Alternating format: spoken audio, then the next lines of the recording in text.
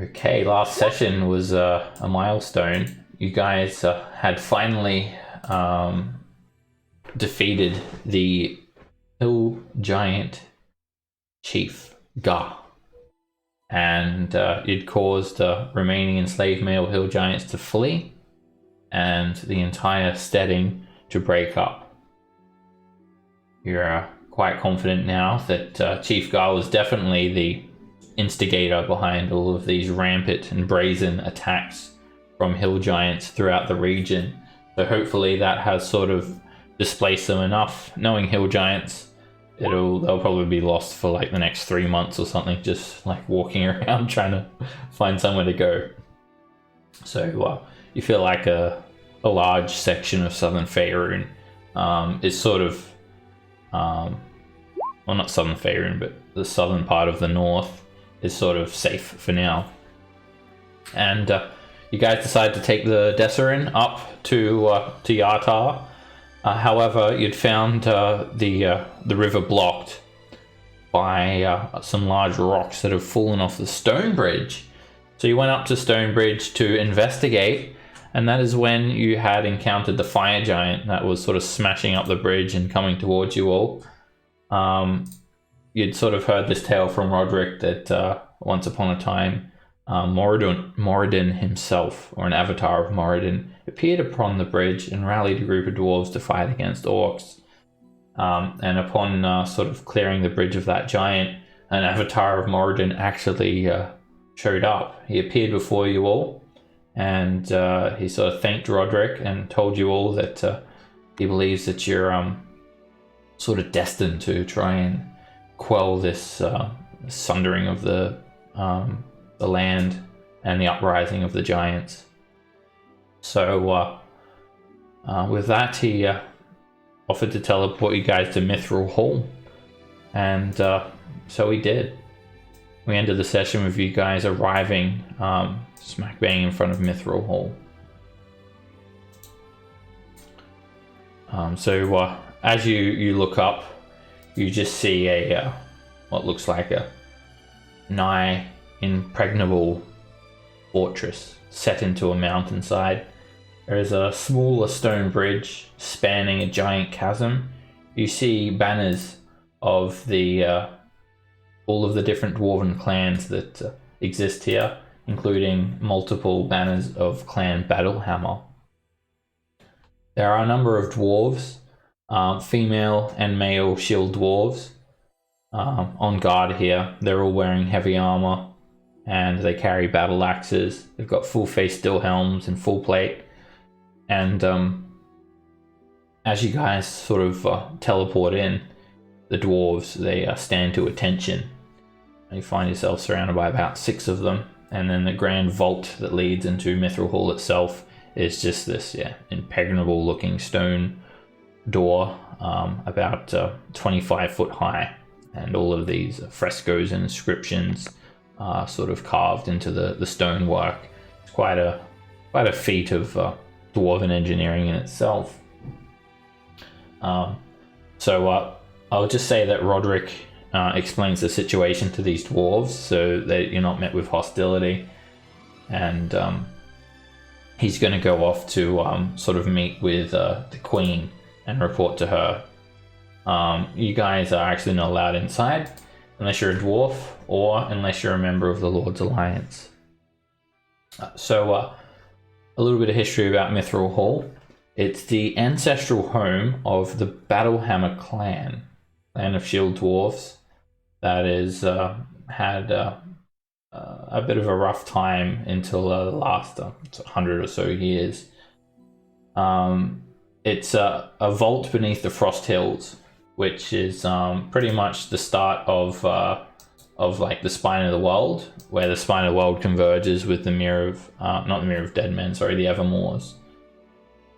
So there's just the border of Silver Marshes, Mithril Hall, and the Spine of the World here sort of combines with Evermoors, and it's actually the strongest of dwarf holds in the north. There are also various Uthgard encampments in the area. So all of these battle-hardened defenders are sort of stood down as Roderick sort of explains what you guys are doing here, and he heads into these granite doors to go and speak to the Queen. This place has quite a mythic reputation. It's more of a stronghold than a city, and there are tunnels with other dwarf holds hidden deep below its mines. It's a very large expanse, and the king here was King Brunor Battlehammer, a very famous dwarf in the north. However, he actually recently gave up the title of King of the Mithril Hall for his third and final time, and he's since set out to reclaim the lost dwarven city of Gauntle Grim, in which he succeeded, and he has now proclaimed himself as King of Gauntle Grim. He handpicked his successor, Queen Dagnamit Waybeard, and she now rules Mithril Hall as queen. She's a bold leader and a fierce warrior, and she firmly supports members of the Lord's Alliance. So Roderick goes off to meet with her and pretty much comes back as you guys are just sort of milling about here. The dwarves don't really conversate with you much. And he pretty much just tells you that, yeah, you guys are not allowed inside. But if you needed any cold weather clothing, then she has provided it for you, and suggests that you continue on your journey as soon as possible.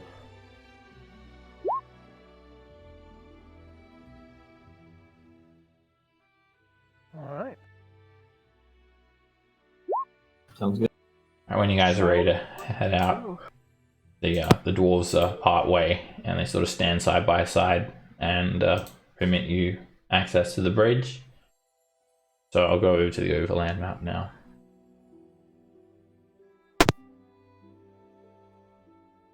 If I can find it. If I can find the overland map, we'll go over to it. If not, well, you're going to just be stuck here forever. We can just stay here. Oh no! And so many maps. I have to try and find it. We can just teleport out instead Dwarves because we would got let that us conch. let us build a hut out here Oh, yeah. in front. We can go ahead and just use that and see where it takes us. Okay, it's like it's right in front of my face. I just can't see it. All right, so you guys are up at Mithril Hall, like right about here. So you sort of head down the mountain pass. It's a very, very secure and stable mountain pass. It takes you a couple of hours.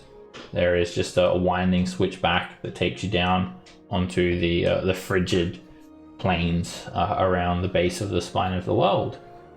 So you've left Mithril Hall now, and Harshnag, he resides in Fell Pass. It's a bit of a mountain pass. It's not going to be an easy journey.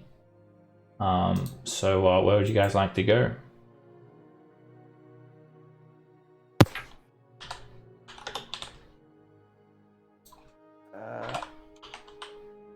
Let's see, we're at Mithril Hall. I guess we need to. I can't see the name under our token. No, we need to go. Yeah, no. We need to go north. So Yeah, didn't we come up here to go to find Harshnag? So yeah, Settlestone's where you actually met Rend, I think. That was that little dwarven encampment where the dwarves and the elk tribe barbarians had sort of come to this sort of peace agreement. Yeah.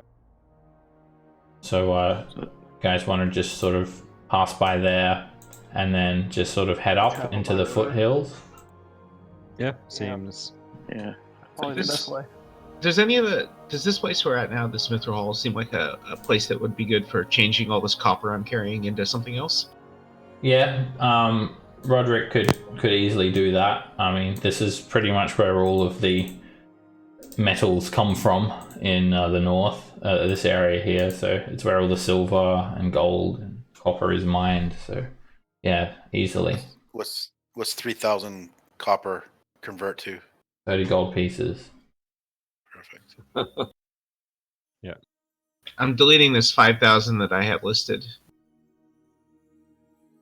Yeah. Well, we've got 10,000 silver as well, so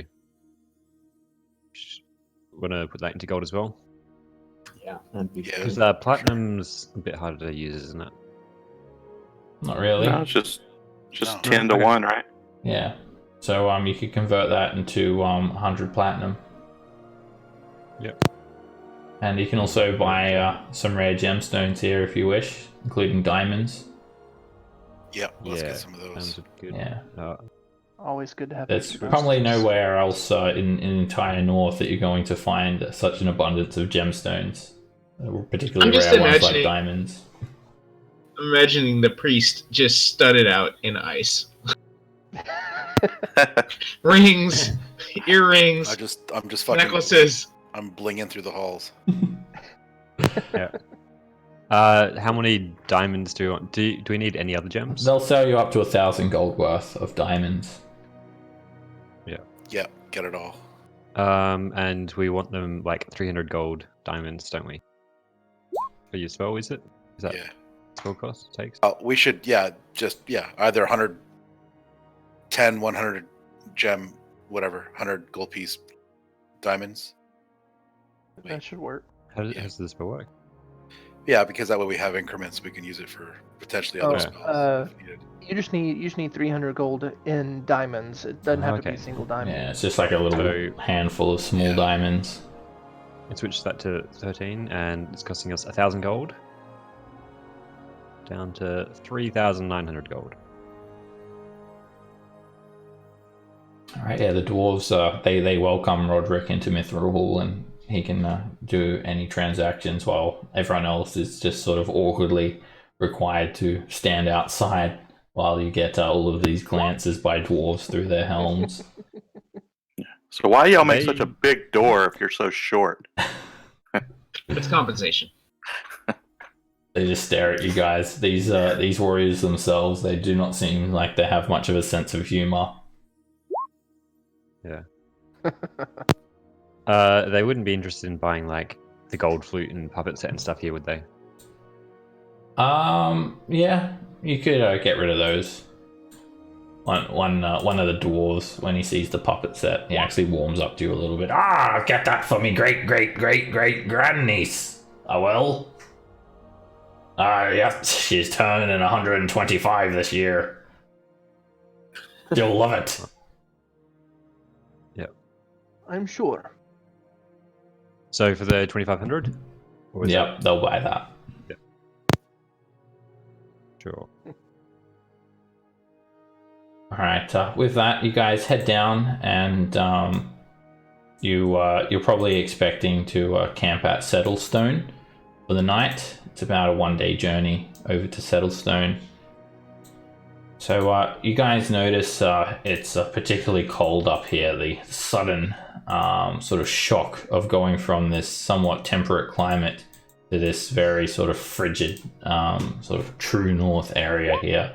Sort of cuts, the cold wind sort of cuts you to your bone. It even cuts through your cold weather gear. If you have any resistance to cold damage, I don't know if anyone does, then it's not really going to bother you. But even if you have this clothing on, it's still going to take its toll on you once you get into the icy regions of the spine of the world. There's only so much your clothes will do. And particularly if you're going to be climbing a mountain, so you're also going to be sort of subject to less oxygen in the air. So prepare yourselves for a bit of a journey. So yeah, you guys drop by Settlestone, and we don't really need to go into Settlestone in any great detail. You've been there before. It's just like a large sort of cliff that overlooks the surrounding area. You meet with the Mirabarian dwarves, and also the Uthgard barbarians. They're glad to see you all back, and they give you a secure camp for the night. And then your next stop would be Felpass. You go to Harshnag's house. So Rend, you may I don't really think your character is going to remember the way to get to Harshnag's house. So you guys will have to use a bit of sort of survival, try and find your way there. Anyway, so you guys head out from the Frost Hills. It's this southernmost spur of the spine of the world. It's sort of this area here. And you sort of wrap around the eastern section of it. There are these like sort of icy rivers that you guys will have to cross.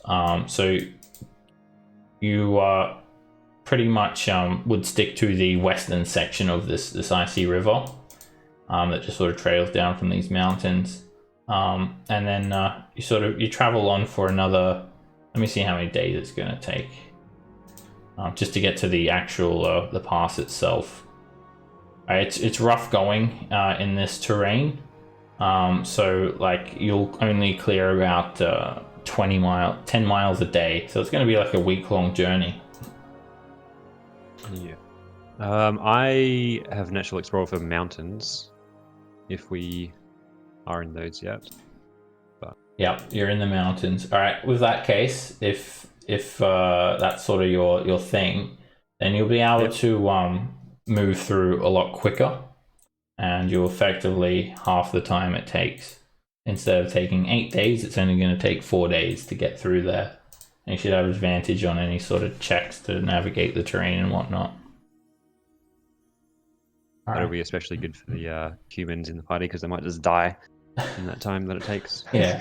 Well, you're not You expecting. never know when a human's just going to drop dead. You're not expecting the harsh weather to really sort of hit you guys until you actually get to the beginning of the Fell Pass. I just meant old age. Old age. 8 days is a long time for them. Fair enough. Okay. So between the northernmost rampart of the Frost Hills and the spine of the world lies this high cold pass that links the Lurkwood to the Cerbrin River, which is a river that you guys are traveling up. And there are a lot of tribes of Uthgard barbarians that hunt the Fell Pass. Occasionally they'll clash with other Uthgard over contested territory. You make your way through for the next 4 days, traveling through foothills. And during this time, you guys encounter some wolves, some orcs, some goblins, and pretty much goblins, orcs, and wolves. And a few of them try to accost you guys, but they're not really any threat to you all. You just sort of cut your way through them. During the day, as you travel, the temperature begins to drop, and during the night, you guys also tackle a few orcs that attempt to raid your camp during the night, cutting them down within a matter of 6 seconds. So it's 4 days later now, and you've started to feel the effects of the cold. You've arrived at the base of the Fell Pass, and at this stage things will change. You're going to be sort of climbing a mountain pretty much, although there are these sort of paths that have sort of been cut through the spine of the world from ancient explorers, as well as some more recent explorers. And there's actually a little base camp at the bottom of the mountain pass here. It's a very small base camp, and you see a number of shield dwarves milling about, as well as some barbarians of the elk tribe. And it's like a good place for you guys to stop and maybe get a hot meal and get some directions and whatnot.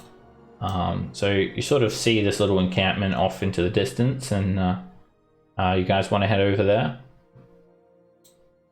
Sure. Yes, please. Of course. All right. So at first you think it's just like a little sort of expedition. Then you realize it's actually something more.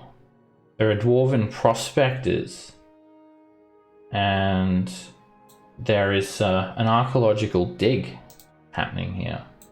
You see sections of this terrain plotted off, and a number of dwarves here uncovering the remains of something ancient. You sort of introduce yourselves, and you're welcomed into the dig site. And you sort of meet this dwarf called Cornbar Battlehammer. He's actually a relative of King Brunor himself. And he's there with some Mirabarian delegates. And they're here to do some digging. There's a number of actual sort of tents set up around the area. And all of the trees are dusted with snow. And there are plots of snow and ice here and there. But there is still some terrain that's not completely frozen over. So you guys arrive at this dig site here, and you meet with Cornbar. He waves you over. Hail! He looks like your dwarf sort of archaeologist. There are other dwarves around the area just sort of doing these sort of calculated digs. And yeah, there are just some dwarves just sort of solemnly relaxing here in between their workings. Cornbar waves you all over. Hail, friends. Come. It's not expectant to see, well, anyone that doesn't have fangs jutting out of their mouth or an axe wielded over their head in these parts. What brings you all here? Well, friend, we're going to climb that mountain there. You going up into the fell pass, are ya? We're looking for Harshnag. Huh? Ah! Harshnag. That be that big frost giant that wields the skull of an ice dragon on his head and a mighty axe. I not seen him come down, and we've been here for a good few years, we have. And why may you be seeking him? If you've been here a few years, you might not have heard about the trouble with the giants in the low. I hear he has the key to correcting it. I been hearing about the trouble, been seeing the trouble. 'Twas a stone giant he was, 18 feet tall, skin as grey as stone, and as smooth as stone at that. Come running in here, started trying to dig where we'd been digging. It took nearly a dozen men to take him down. Even then so, he managed to escape with a breath of life. What, you were trying to kill him for digging? Come in, started wrecking up the place, he did. Few men tried to speak to him and talk to him. Squashed a man. Straight dead with a single rock. Flattened him like a pancake, if pancakes have been invented yet. I could see how that would put a damper on diplomatic relations. Aye. Oh, the funny thing is on that, it wasn't just some random attack. You see, what we is excavating here is of an ancient time during the Age of Thunders. We was some 30,000 years ago. All of this land was home to giants. Aye, they lived here, claiming it for themselves, fighting off these snake people and that war with dragons too. We've been trying to uncover their history. Learn a little bit more about ourselves in the process. It's always good to learn. You've just had the problem with the one giant? Aye, just the one. That and then them barbarians that come in with their hit and run tactics, dragging off a couple of people, taking them and their foods and stuff, stealing whatever they can in the night. But we've been managing to hold them off, you see. We're here under royal decree. Queen Dagnamet herself has asked us to uncover the secrets of this ancient Hostoria, as the giants call it. Thought this would be a better place as any, according to my prospecting and all. This is a a very sacred place for the giants, yet I've not found what I've always aspired for me whole life, and that is the Eye of the All-Father. Supposedly there is some temple that the giants would use, an oracle of some sorts. They'd come there and they'd get their answers by asking questions and that. Never have found it yet, hoping to find some evidence of it. Supposed to be around here somewhere. Well, it definitely sounds important. Well, didn't the glowy dwarf head tell us about the Eye of the Allfather? He did. What's this you say then? Yeah, I'm looking through my notes. Oh yes, we actually had the chat with your god Moradin. It was interesting. It's over the stone bridge. I believe that only when I hear it from a dwarven mouth. Morden sparing his time for you. Well, we defended the stone bridge, and he was great. He looks at you, Roderick. Is this true, Aye. brother? Aye. It's true. Aye. Aye. Aye. Aye. Well, dagnammit. And I mean that in all senses of the word. If you're saying you've got some clues about the Eye of the All-Father, that don't help me none. We're stuck here for at least the next 6 months. Dagnammit. And suddenly his conversation is just cut short. Bursting out of the nearby trees are a number of barbarians. They've snuck up and surrounded you guys. 4 tribal warriors run at you guys, toting spears from out the nearby trees, and coming directly at you from a clearing to the north. Just brazenly, It's Ren. brazenly running at you guys with an axe is another barbarian.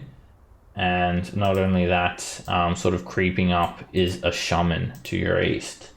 And Cornbar just sort of looks up at you all. Ah! Them great worm barbarians are back!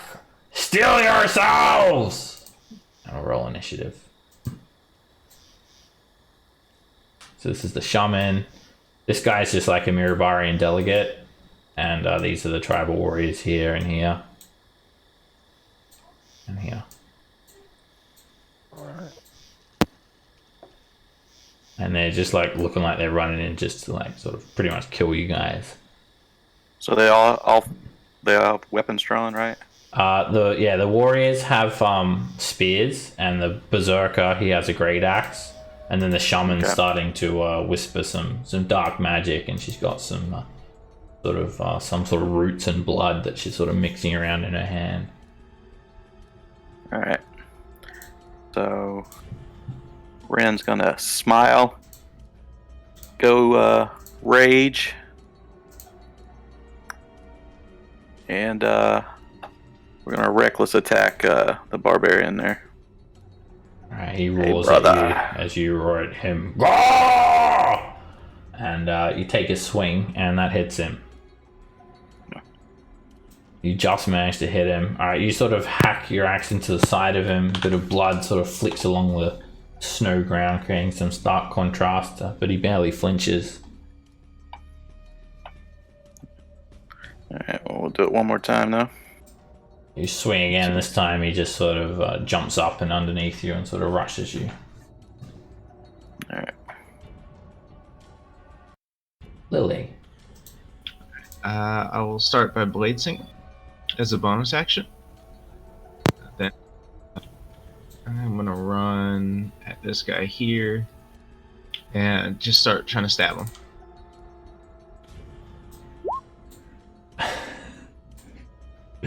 What did he do to you, Lily?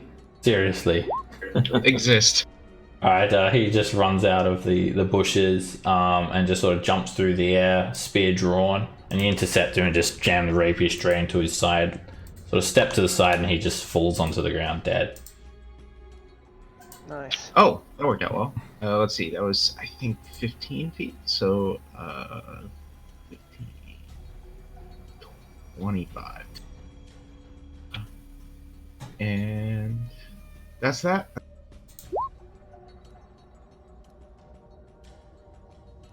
All right, the berserker just comes in swinging. He just fiercely swings his axe at you, Ren. And he hits you for 7 slashing damage. That's the end of his turn. Roderick. Is this tree in the way for me to shoot at the shaman? It's actually a pile of dirt that has been dug up with a Okay. shovel sticking out of it. It is not high enough to provide cover. Okay. Because I remember the shaman's being a pain, so I'm gonna cast Hunter's Mark on it. And fill her with arrows. Oh, oops. Alright, you start off with a crit. The arrow just sort of sticks into her arm. And she sort of is knocked back but continues to just summon up her incantation. Go again. You fire again and it whizzes on by her, missing her. Luckily, I am a dread hand. Alright, you sink another arrow into her. This one hits her straight in her leg and she sort of tumbles back a little bit and she's seriously injured. Thomas.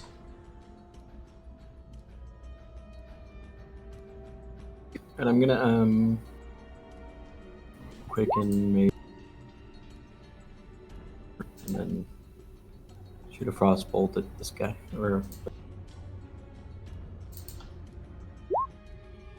The ray of frost hits him and a shard of ice sticks through his leg and sort of he starts limping, but still coming towards you, limping.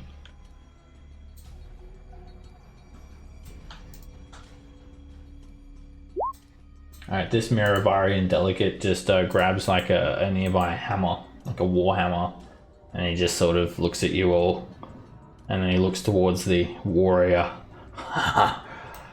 Hello, beastie! You want some food? How about a hammer sandwich? And he comes in swinging the war hammer, and he just sort of thumps it into the tribal warrior. Alright. Alright. Let's see here. Feet.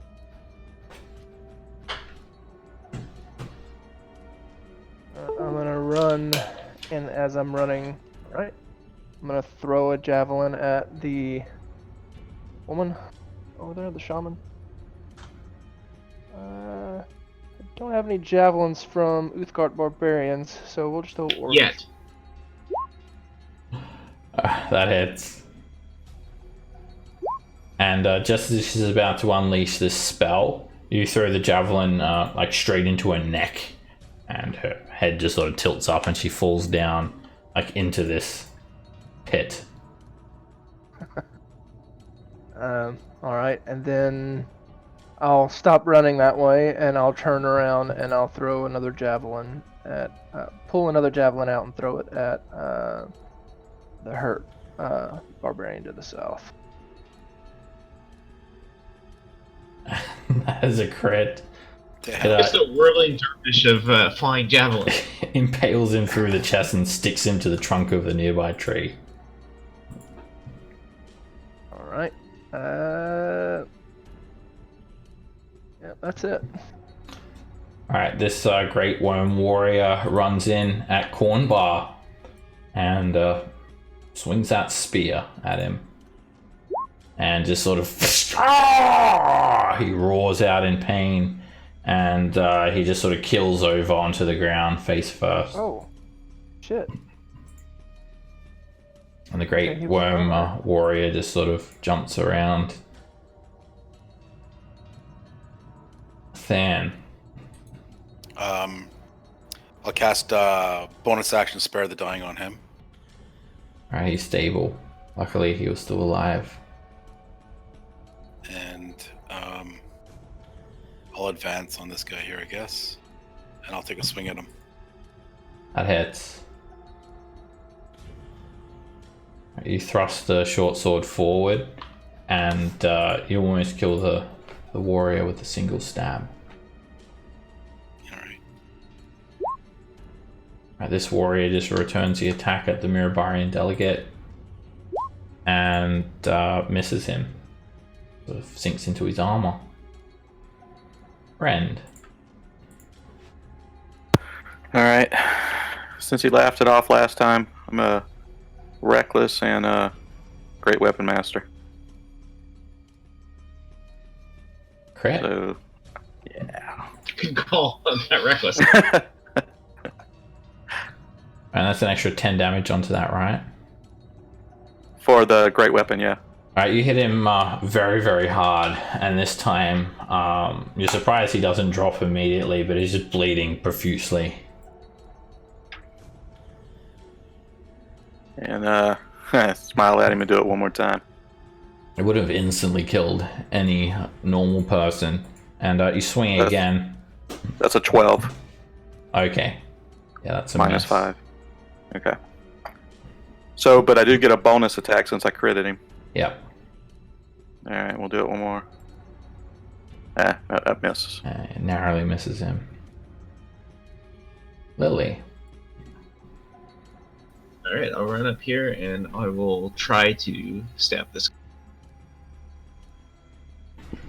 That hits. And you finish off that tribal warrior, just impaling him with the rapier. 20 more feet, and then I'll try the same on this. Alright, you spin over, and that hits. You sort of slash him with the rapier. You're aiming for his neck. It doesn't quite hit him as hard as what you would have hoped, but he's still close to death. He just roars, and he'll take an attack at Rend. And he hits you for 7 slashing. He ends his turn there. Roderick.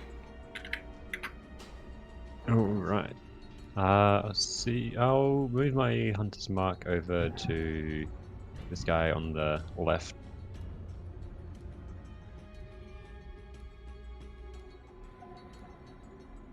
Shot at him. You headshot him, and he falls to the ground dead. We'll just step around this tent and shot at that last guy. You sort of lean to the side, and you find a clean shot, and you sink an arrow into his chest, and the berserker just falls onto the ground, dead.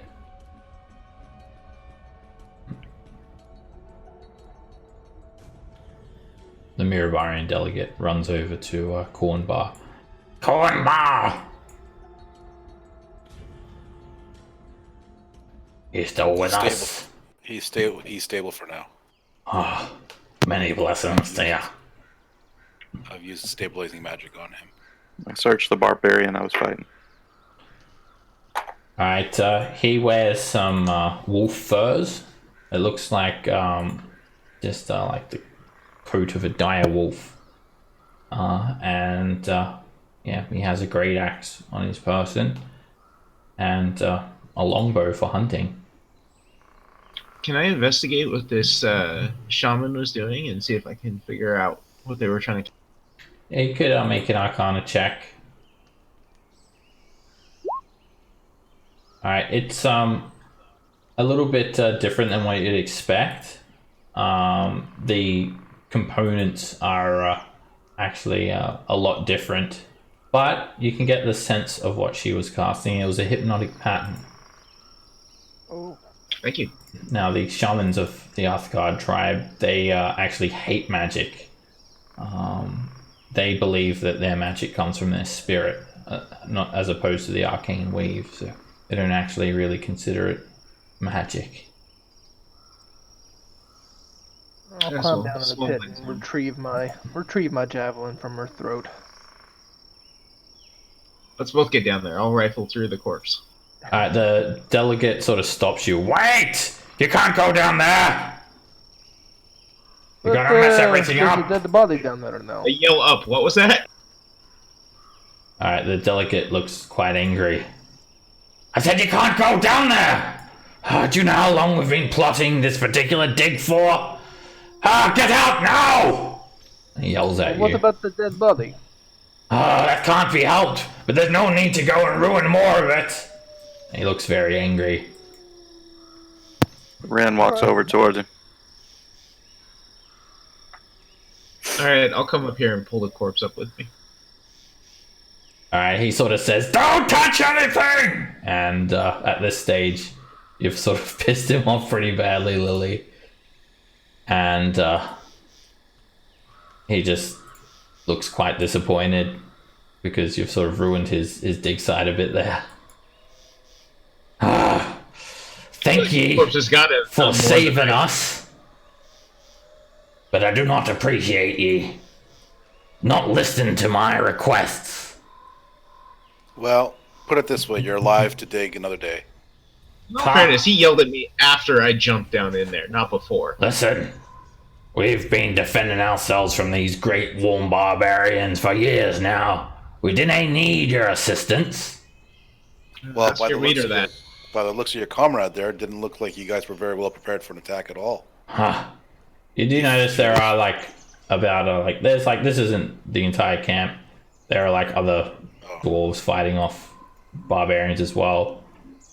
And he sort of says, they must have been scouting us for a while. And looking for the weakest among us. Cornbard's no warrior. He's a prospector. An archaeologist. He hasn't taken up the helm and hammer for decades now. And I do admit that they did get the better of us. Still, I'd ask you have a little bit of respect for the work that we do here. You may have crushed an important artifact in which we've been searching years of our lives for. You understand this? I gather. Maybe put some tape up or something next time. Don't let dead bodies fall in the hole. Alright then, well. You're gonna have to clear out from here while I clean up. There's another camp over the other side where you can rest. I'll tend to Corn Bar. I'll get some of the clerics to look at him as well. Must you really take the corpses of the dead? However, It's politely pulling it out of your hole. As you're rifling through her pockets. go on I'll then. point that out to them. On you go. And yeah, all she has is some sticks, some bones, some feathers, a few tufts of fur, a few stones. Oh, I take them out of spite, and then I drop them in the bush. sorry we may have ruined your dig. And as I Does she pull have the javelin any out of spell her- components on her? Yep. Some sticks, some bones, some feathers, some tufts of fur, and some stones. They're over in this Oh. bush if you're looking for them. I see. Grab my- Alright, you guys clean up, and the delegate goes to tend to Cornbar. They do have a couple of clerics on site, and the clerics come and tend to him as well. And you guys are just given some beds to stay in for the night. Everyone can take another long rest, and in the morning, Conrad calls you over again. So this is the next day, and he's doing better. Thank ye all for saving me. Damn bastards come out of nowhere and stuck me, they did. Oh, I'm gonna be sore for a while.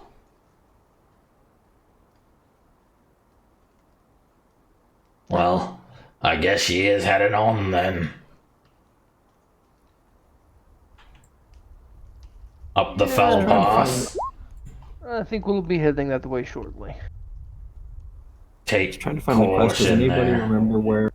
Does anybody remember where Morden said to find the Eye of the Allfather? In the spine of the world. He didn't give you like any It's sort a of really big spine. coordinates or anything.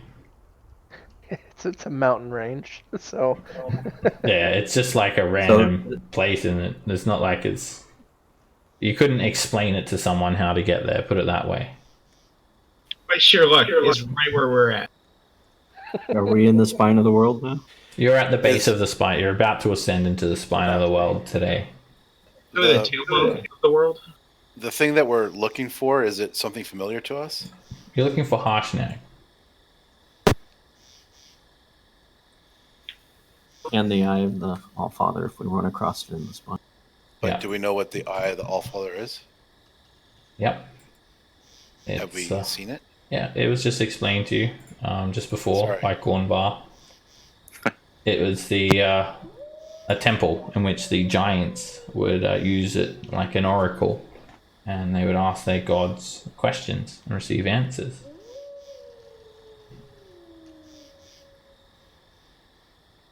But you've got no idea where it is, you just know that it exists. Yeah, I guess the reason why I'm asking is if we're resting and I'm preparing spells for the day, I want to know if locate object is going to help me or not. It's Look- within a mile anyway, isn't it? Yeah. Sure, it's 1,000 feet, but whatever. Oh yeah, that. Yeah, the spine of the world, like you're going to be traveling hundreds of miles. So locate object. Locate object is an item that's familiar to you or a specific object known to you. But yeah, the chances of you finding it It's got a really based on short that range. are pretty much moot. Just to put it into perspective, just the journey from here up to the Fell Pass is about roughly 50 miles on the map. But because of the fact that you're going to be like climbing and whatnot, it's probably close to double that. And then to put that into perspective, the spine of the world is about 300 miles across. Okay. Is Well, there any after we spells fi- that help with weather, cold weather and stuff?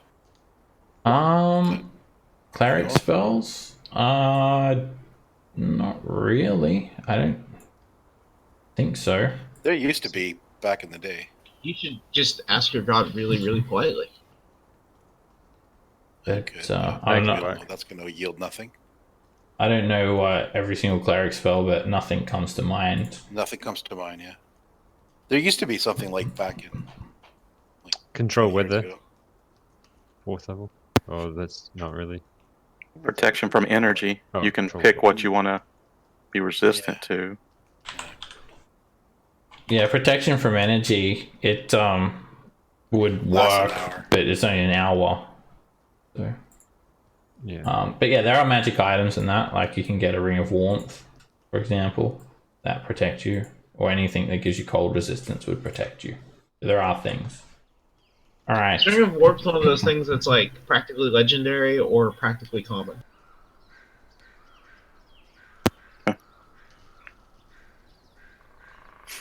All right. So you guys are heading up to find Harshnag. So Cornbar also sort of wishes we- you. So are we? Wishes you Sorry, well. the location that we're at. Is it all frozen? Everything's frozen. It's starting to get quite icy. As I mentioned, all of the trees are dusted with snows, and there are patches of snow here and there, as well as sheets of ice. However, there is So- some sort of ground that's not completely covered with ice, because it is actually summer, and then the spine of the world is like a frozen mountain pass. Okay. Do I see any water around? If there's water, would it be frozen? You're at the Sorbran River, and it's icy, but it's not frozen over. It's flowing. All right. But like, if we had a lake of some kind, would it be like frozen over? Not from where you guys are. No, you're at. It's not really that icy, but you're going. It's going to be when you head up to the spine of the world. Which is days from now. I'll bring Midday. up the map for you. I'm just trying to prepare spells so I'm actually effective. That's all. Sorry, all the questions. That's all right. So this is the map, and you'll travel 20 miles per day. With Roderick guiding you. So Fell Pass, this is a guess because Ren can't remember the exact way, or he may if he gets a good survival check. But yeah, it's about, as the crow flies, it's about 35 miles, but then you'll be climbing mountains and whatnot. So you're expecting it to take about a couple of days to get to Gotcha. Fell Pass. And we need to keep an eye out for a white dragon with a dead wizard on him. Side Just, note. What? Yeah, just avoid him.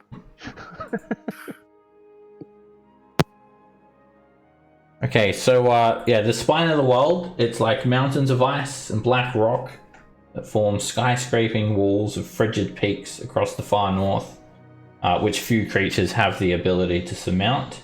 There are brutally cold winds, avalanches, icy rifts, and they are the least of your problems.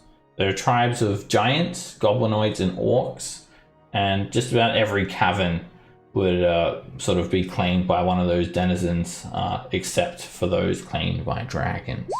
It's going to be dangerous. Not an easy feat to get into the spine of the world. So, Did we grab any climbing equipment for icy areas? Perchance? No. I don't think so. Does anyone have a climber's kit? We should. Oh, I thought that's what we probably- were doing in Soul. Sorry? I wrote down cold weather gear because I thought that's what we were doing. Maybe I shouldn't have done that. Yep, everyone has cold weather gear, which is clothes that will keep you warm. Yeah, so different too. All right. In these camps, is there any kind of a trade post of any kind? I mean, Can we? there's not really a trade post, but they do have equipment. They have some climbers kits that you guys can use. They will sell them to you, but because of the isolated area, they'll have to charge 3 times the regular price. Fair enough. It can include special pythons, boot tips, gloves, and harnesses. And you can use it as an action to anchor yourself. And when you do, you can't fall more than 25 feet from the point where you anchored yourself. If you don't have that climber's kit, then you're actually going to be just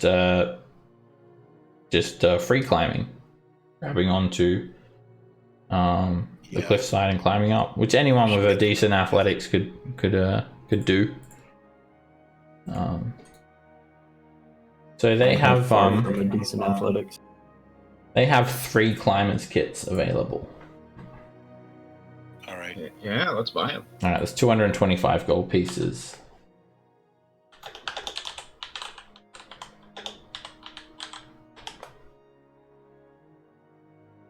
All right, they part with their climbers kits, and yeah, are you guys ready to go? Any more questions for your friend here before you guys head off? Anyone object to me taking one of the climbers kit? Can't you fly? Yeah, can't you fly? Occasionally, I only got 2 more pixie dust. with some luck. Yeah. Oh yeah. Could take the fly scroll. All right, so 1 climbers kit goes to Tormes. Who's taking the other ones? People with low strength is going to want those. Yeah. Yeah, Who's the Roderick doesn't weakest actually have climbers good amongst us? What Didn't kind of- Anders before he left? Didn't he leave us the slippers of spider climbing? They're not going to help you anyway because they don't work on ice. I mean, I'll free climb. I'll take a climbing kit. I probably don't need it though, but maybe I do. All right, and the other one for Lily. Sure. Okay. Alright, guys, have any more questions for Cornbar before you guys head out? Anything you can think of?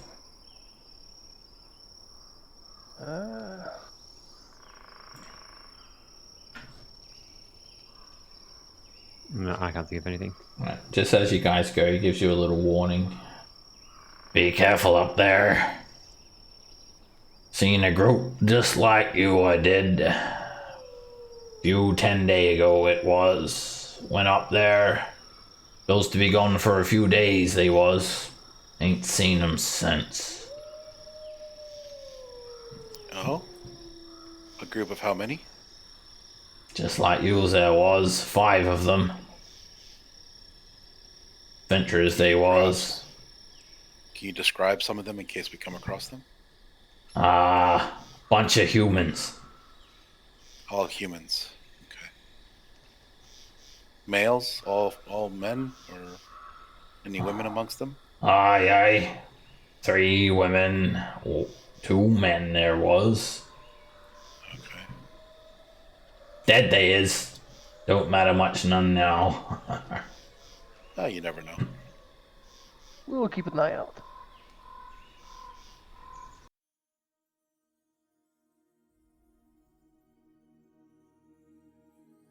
Alright, so this is dangerous territory that you're heading into. Not just because of like monsters, but because of the fact that there could be like all sorts of hazards here. Avalanches, there could be some fishes, crevasses, and then you've also got to battle the cold. Someone will need to lead you guys. I believe that someone will be Roderick. Yeah. Yeah, it's probably the best choice. Alright, so you should have like advantage on any survival checks because your favorite terrain's mountain. Yeah. Alright, you head up to the. Make one now. Or? Yep, you can make one now. So as you head up to the base of the spine of the world, it's just towering, jagged peaks of ice and rock.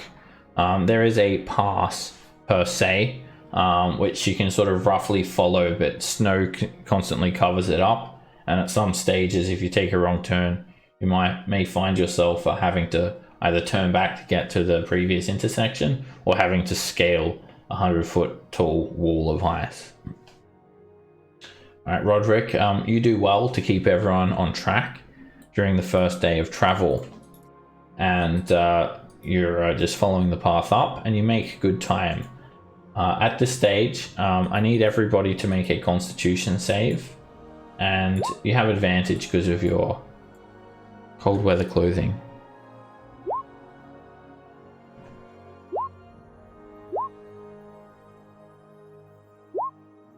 You guys are all dealing with the cold well. The longer you're out here, the more vulnerable you become. You've only traveled about 15 miles or so, but you've been climbing at quite a steady pace and your elevation has risen. It's not enough to really affect the levels of oxygen, so you guys are doing fine. And it's like sort of, there's always a cold wind blowing. It's not really snowing too much. It's snowing here and there, but then there's like a clear day on the second day of travel. As you look up ahead, you can see this rough path carved into the cliff face. It looks like a switchback, and up ahead you see a couple of fallen trees and what looks like a couple of swords and a shield laying on the snow 50 feet ahead of you guys.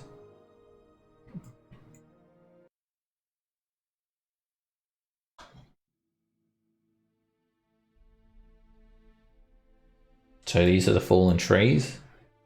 This is the sword and shield. Off to your east here, it's like probably a couple of 100-foot drop off a sheer cliff face. Right. Sorry, where? Off to the east, over here. Oh, okay. You'll see it on the map. It's like just a sheer drop. Is there are these bushes on the side here or trees? They're trees. They're How about this over here? The ones in the path, are they cut down or they fell off the cliff? You'd have to inspect the stumps and make an investigation check. I'd like to keep an eye out just around us for any ambush of any kind. You can make a perception check. Yeah, that's what I was feeling like.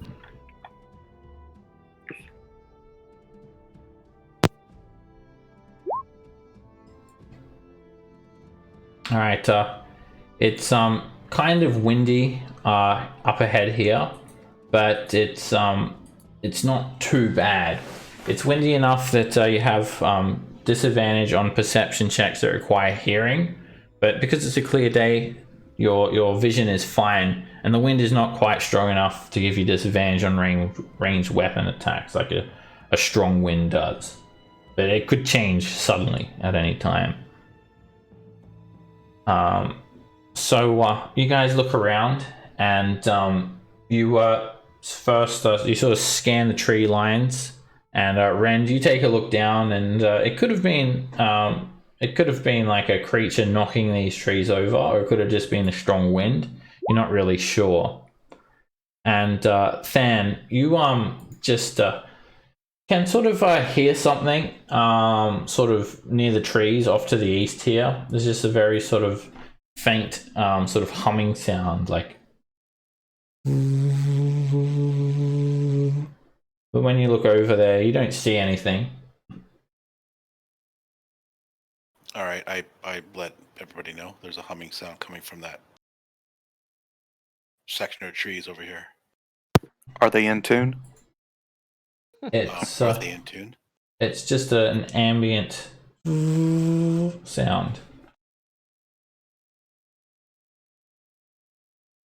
Snow wasps. Oh. And you hear like a little like sort of crackle, like like a little mini lightning strikes here and there around the tree line. There's Lightning creatures, strikes. There's creatures in those woods. Yeah, it sounds like some sort of electricity sort of crackling away. Probably eels. Proceed with caution. Yeah. I tiptoe to the next square. Yeah, I just realized let me fix up these squares because they're not quite. Those of you with OCD will be horrified. There we go. I must have accidentally shifted it a little bit. Lined it up a bit better there. So a bit of a wind blows in, and it's quite precarious. The actual path itself, it widens up to about 20 or so feet wide, but at some stages you're sort of scaling a 10-foot wide pass with just a wall on one side and then a drop to your death on the other. And just a sudden wind. Just no big deal. A sudden wind would sort of definitely frighten you a little bit. You'd be taking a little bit of caution, but you knew coming up here it was going to be dangerous. Can I take a look at whatever the trees, the way Rend was looking? Yep. You can make an investigation check as well. Alright, Lily, you see that the trees have actually been like hit by lightning or something. There's like scorch marks on the trunks. And like a bit of burning. Is there a The body or branches. anything over here by this shield? Alright, yeah, you take a look over here, Rend, and there's no body. There is sort of like a pink stain in the snow, and there are two long swords, and then just like a round wooden shield that's been painted purple, just on the ground. And you can make an investigation check as well, Rend. That's my strong one. Oh, Hey. Alright, these weapons, they very much look like they've been sort of put here recently because they're not buried in snow. And they really look like they've been sort of placed here. All of a sudden, you guys start to hear more of this sort of static electricity sound. And looking around, coming from the trees all around you, are these balls of energy. They just look like sort of a white ball glowering in the air, blending into the environment, and then they pretty much fade away, becoming completely invisible. Will-o-wisps, and there's quite a lot of them. They're all invisible. It's pretty much just a ball of glowing energy, about no larger than 2 foot in diameter, and just sort of hovers above the ground, 3 or 4 feet above the ground, and you see a couple little sparkles of electricity coming off of them. And because you guys had detected them earlier, there's no chance of them surprising you guys either. Nice. And show you guys a handout. Yeah, they pretty much are quite sort of bright, and then they just blend in with the surrounding sort of white snow and whatnot to become completely invis. Oh, do I not have a handout of them? Apparently not. All right. Anyway, it's just a ball of light. There's not really that much to see about them. All right. They sort of come in at you guys, and one of them just comes straight up to Than and tries to shock him with advantage. A little sort of discharge of lightning. Whoops, 19. That hits. It was on Whisper from when they were stealthing. Right, you're hit for 5 lightning damage then. And when it shocks you, it becomes visible. And you just see a little glowing ball next to you. Ends its turn there. Ren. Willow Whisper. If that's the only one I can see, then come down here. Rage. And we'll reckless attack it. That hits. It's incredibly quick, and it reacts so fast it does almost dodge your attack. Oh, wow. You hit it, and the axe sort of passes through it, and you hear like a bit of a and a bit of lightning is dispersed off of it, and it shrinks slightly in size. Alright, do it again. Another hit. And the same sort of thing happens, but this time it just sort of it crackles down, shrinking until it just completely disappears. Okay. So I killed it, so I had moved one. I can't see any of the others, right? No, so if you attack them, it'll be advantage and disadvantage. Alright, I'll remember seeing one over in this area, so we'll attack. You can hear it as well. It's like just it's quite loud. Okay. You know sort of roughly where it is, but you miss. Okay. So swing through the air. I guess you didn't quite know where it was.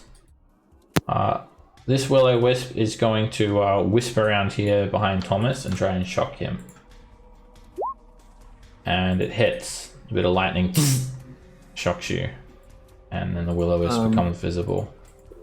I'll shield. Alright, you cast shield, and then the lightning just sort of dances around the shield itself and discharges.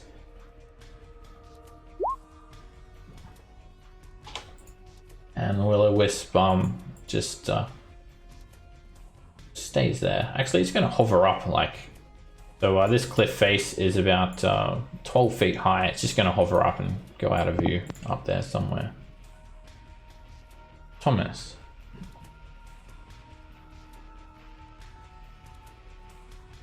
All right.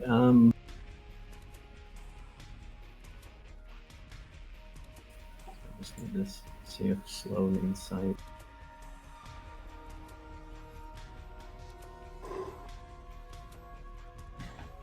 It doesn't say sight. It just says 6 creatures in a 40-foot cube. Right? What are you casting? Slow? Slow? Yeah, I don't think it requires sight. It's just you put it in a space, in an area. Yeah, 40-foot cube, so I should be able to hit all 4 of these, right? Yep, that'll hit all 4. Yep.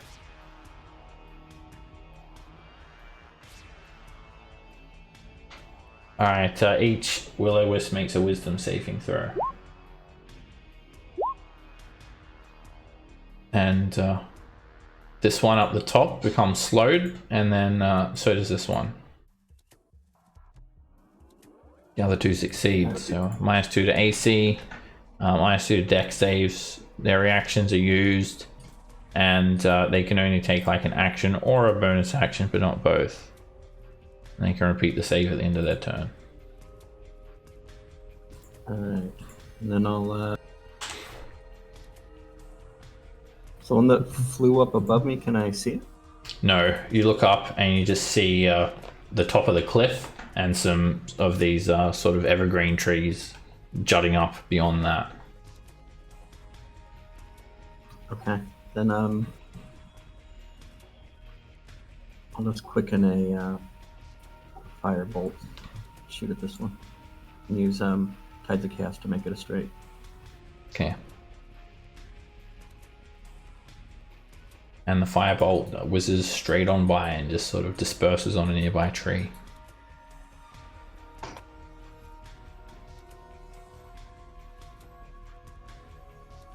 Alright, this will-o-wisp, it ambles forward and it attempts to shock Norin. And it misses, becoming visible as it does. And then it just makes a wisdom save. And it begins moving quite quickly again at the end of its turn. Lily. Oh, so it passed it. I see. Yeah, it got a 20. Okay, I'm gonna. Yeah, let's try it. I'll use a shadow.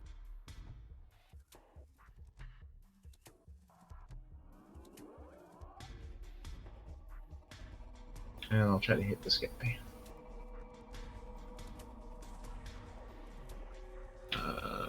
Oh. Did I got a? I'm just checking. Okay, I do have a plus. That is a probably miss. misses. And another miss. It's incredibly quick and it just moves rapidly out of the reach of both of those attacks. I'll back up then. Alright, the will-o-wisp will attack you. They'll just try to zap you a bit. And it hits. Zapping you for 12 lightning damage with just I will. arc of lightning. Yeah, 12. Sorry, I'm checking making sure I still have it. Absorb elements. Yeah, I'll absorb elements. Okay. Alright, you reduce it down to 6. And then you store some of that lightning in your hand, so the next attack will be empowered.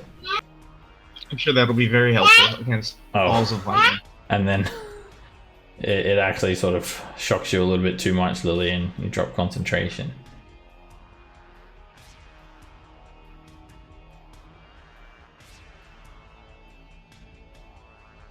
This will-o-wisp is going to try and shock Rend.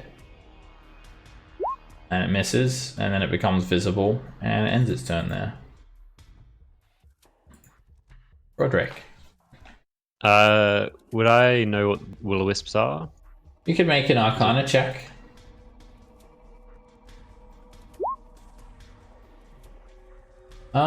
Yeah, you've heard of them. There are these little malevolent wispy balls of light that haunt lowly places and battlefields. They are actually quite evil creatures. They're bound by dark fate or dark magic. They feed on fear and despair. They're quite cunning. They try to lure some prey and then like sort of set ambushes. And yeah, they're undead. They would be quite happy to lure you into a quicksand pit or a monster's lair, or perhaps an ambush such as this. Yeah. So I'm gonna go over here and do my best Krog impression. Go piss off, ghost. All right, you hold up your holy symbol and you channel divinity. And let me see. All right, you won't get the two invisible ones.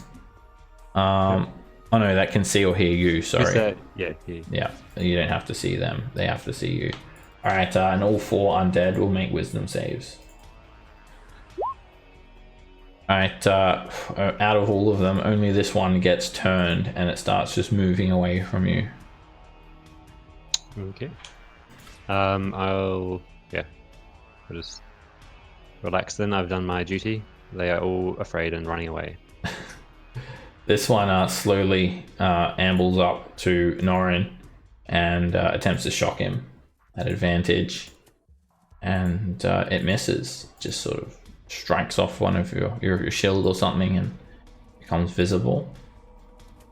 And it becomes quite quick at the end of its turn, just moving around, dodging left and right. Norin. All right. Well, let's. So just to be clear here, my sword probably no longer has the Charm of the Slayer on it, right? You have it for like 1 more day. This will be the last day. Okay. I'm gonna take the extra damage off of it real quick though, just because we're not. The reason I asked that is because it still gives me a +1, so. Okay. I'll still use got my sword, 1 more day. and I'll go for the one that just tried to shock me. That hits it. And the sword sort of cuts through it. A bit of lightning is dispersed and it shrinks down a bit.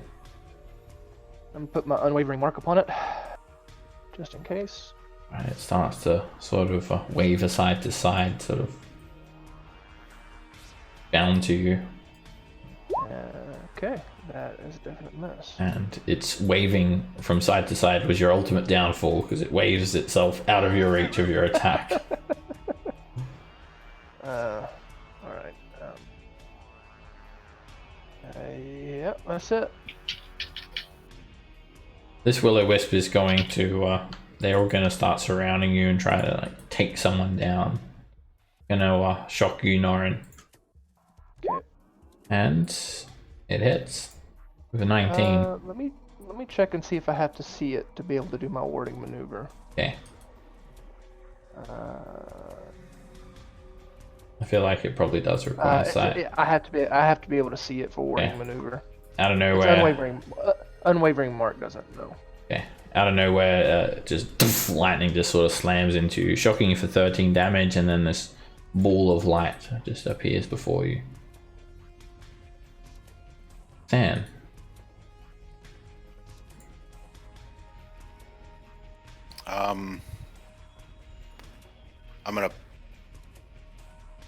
I'm gonna move up to here, behind everybody there, and I will release the doves. All right, you do a Spirit Guardians, and spiritual doves start to swirl around you, just sort of completely obliterating these will-o-wisps when they start their turn.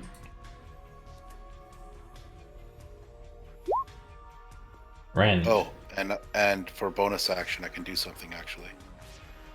I'm gonna put the help action on this one. Okay. That's right.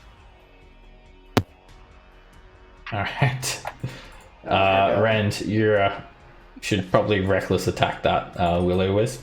Or if anyone attacks it, make sure you have advantage already. Yeah. And you will be granted DM's inspiration if you do. I can't believe you took it. Glutton for punishment. I can't make As it soon over as there's there. a barbarian in the party, His last character, he made a rogue that has this thing where you can do the help action. Pretty much every time he did it, whoever was attacking always had advantage. That was like the most useless ability ever.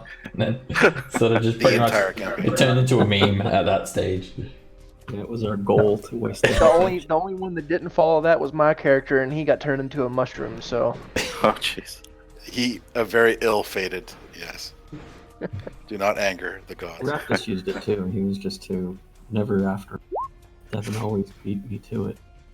It's actually really useful.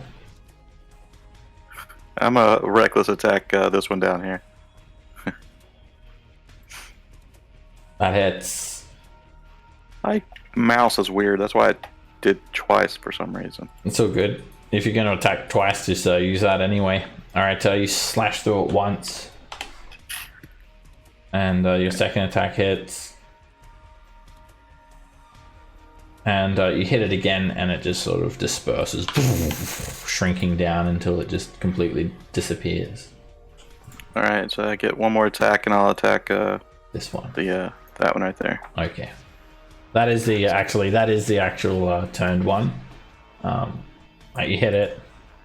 It does actually unturn it when you do hit it. I'm a barbarian. I don't know those things. Fair enough. Yeah, it would unturn with the spiritual. It's probably going to die anyway. Spirit guardians. You hit it, and it shrinks down some more. This will-o-wisp actually sneaks in behind Thomas and tries to shock him. A 13 misses, and it's actually going to hover back up, provoking from you, Thomas. Awesome. Well, actually, I can cast a spell, right? Stab it with a dagger. If you have Warcaster, you can, yeah. Yeah. And, shoot a level 2 fire chromatic. Okay. Oh. Roll on the Wild Magic Surge table while you're at it. That is the worst chromatic orb that ever has happened. But at least it was wasted. Wasn't wasted. Wow. Look at Do you want to those. make it lightning damage while you're at it? And you cast Yeah, confusion. all right. Actually, You what? cast confusion Alright. on places with high drop. Alright, At least no one's area. not yet. Alright, first of all, what damage type are you doing? Fire. Okay, it actually resists fire. And, yeah, it just sort of, you can see it visibly resisting. And then you cast Confusion on yourself. And it's a, it's a radius on that. It's not very big. It only affects you. Make a Wisdom save against your own spell save DC, Thomas. Oh.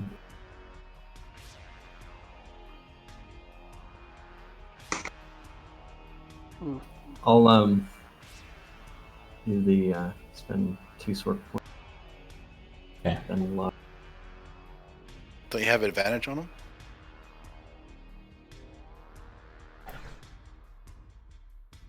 no proof. Alright, 1d4. Advantage against your own spells. That should be a thing. A 15. What's your spell save DC, Thomas? 16.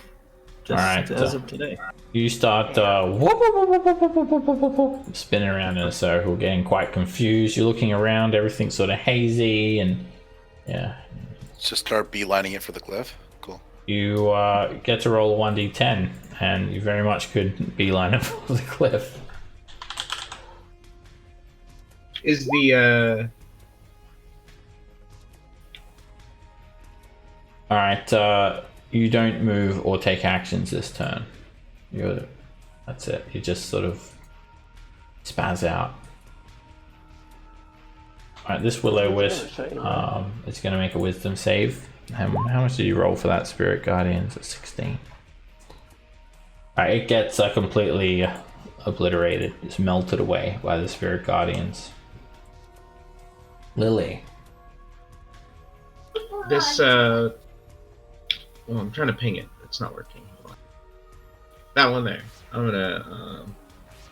gonna try ding dong. Alright, do a Toll of the Dead. Ding dong doom. Oh yeah, no, that's Wow. this combat in a nutshell. And then I'll come over here and place myself physically between Thomas and what looks to be the edge. Okay. Can I? Let's see. Is that? He will Yeah, just whatever go square would be. he will just go right around you though, but yeah.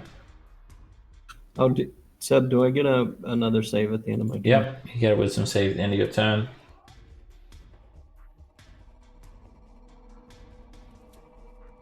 Yeah, you'd have to grapple him if you wanted to actually stop him, Lily. Ah, okay. I wasn't sure since he was confused if he'd like actually be smart enough to like do something like that. But It it doesn't affect your intelligence score in any way. Alright, Roderick. Okay. I'm going to Shillelagh and go for this. I have advantage. Alright, you have advantage. Dan! Can everyone just give Dan a clap, please? Thank you very much. Thank you. If I dig a hole first and like make it dark, can I get my Gloomstalker advantage? If you go prone and swing, you'll eliminate the. Yeah. Actually, good what you point. need to do now, Roderick, you have to just like actually miss even with advantage. The pair of ones. Or cast Guiding Bolt on it. And you hit it. No advantage needed. And Double down. you just sort of thwack into it, and a bit of lightning is expelled from it. You can see the Spirit Guardians just also consuming it at the same time. You swing again, but that misses. Wow. Yep, that's all I'll do. Alright, wisdom save for the Will-O-Wisp, and it fails. Takes the full Spirit Guardian's damage. And I'm pretty sure it's going to be, unless you roll really low, it's going to be like melted away there, then. And, oh, it just survives. Barely hanging in there. It will move up here, above you, Than, using 20 feet of movement. And sort of flying through the air, and as it goes overhead, it's going to try and shock you, but it misses. And ends its turn there. Norin.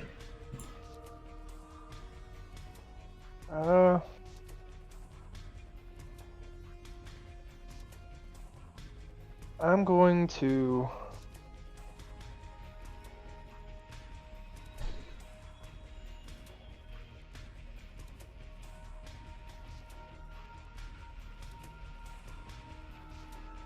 turn 20.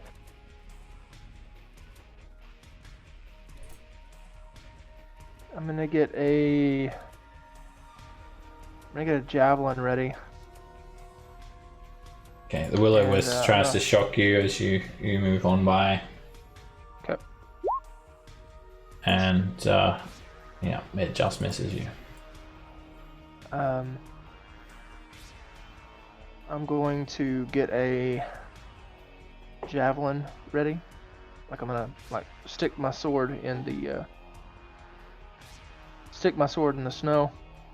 Get javelin ready with my interactive objects, and I'm going to hold throwing a javelin when the one that's been attacking comes back into view. Okay. And in range of the javelin. And, that's my turn. Alright, so wisdom save for this wisp. And it fails. It's starting to shrink down quite a lot. It's still got some sort of semblance of life force. It hovers on forward and attempts to shock Than. And it misses. And ends its turn there. Than. I will attack the one that's above my head. Okay. I will. What if I just swing at it or cast a spell? I think spells will be better. Yeah, wasn't it 20 feet away? Oh, Yeah, it was up high, right? I don't know. Anyways, It's I'm above, gonna just above you. oh, okay. Like literally like the square above you. Okay, I will take a stab at it then, since we're above me. That hits it.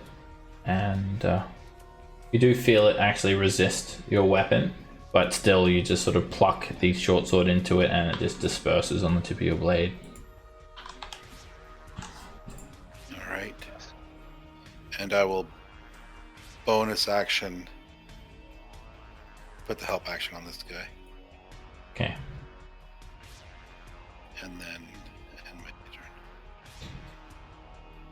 Rend. Okay, I'm not gonna reckless attack this guy. That's right.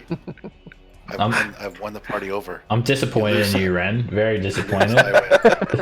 The trouble with not reckless attacking is you do it on your first attack, so you won't get the reckless attack on your other attacks this turn. It doesn't matter because it's dead. He's gonna kill it. Yep, you just destroy it and it just. But if it wasn't, And yeah, you're not seeing that other one come down, Norin. But we're going to stay in initiative because Thomas is just like completely out of control. He's gone mad, done all sorts of confusing things. In that Let's case, see. can I go over here and grapple him? Sure. Is that a strength check or? Athletics. You can just grab him. Like, I'm sure he's not going to resist. Unless, Okay. I don't know, maybe he's got a suicide wish. Just making sure he doesn't jump up. I don't know Okay. exactly what's going on with him. You grab him by the arm and sort of start shaking him. Thomas, you're just doing nothing again. And you get another wisdom save at the end of your turn. I'll try to bend. If you bend luck, then you're going to automatically succeed. Even if you roll a 1 and suddenly you snap out of it.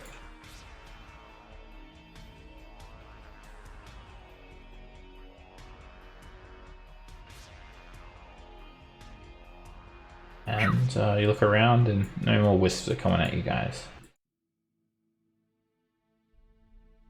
Excellent.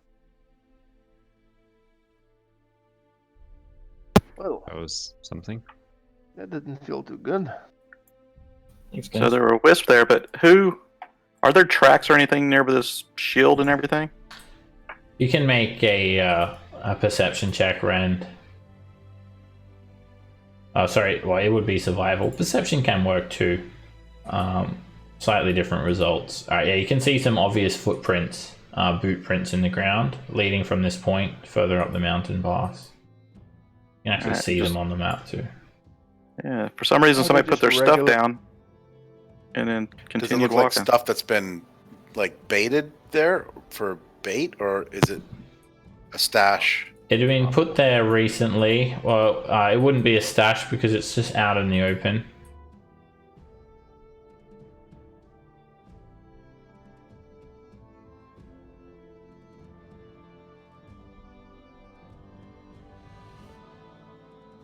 All right. What items are there? Anything? 2 long swords and a wooden shield Yeah. that's been painted Yeah. purple.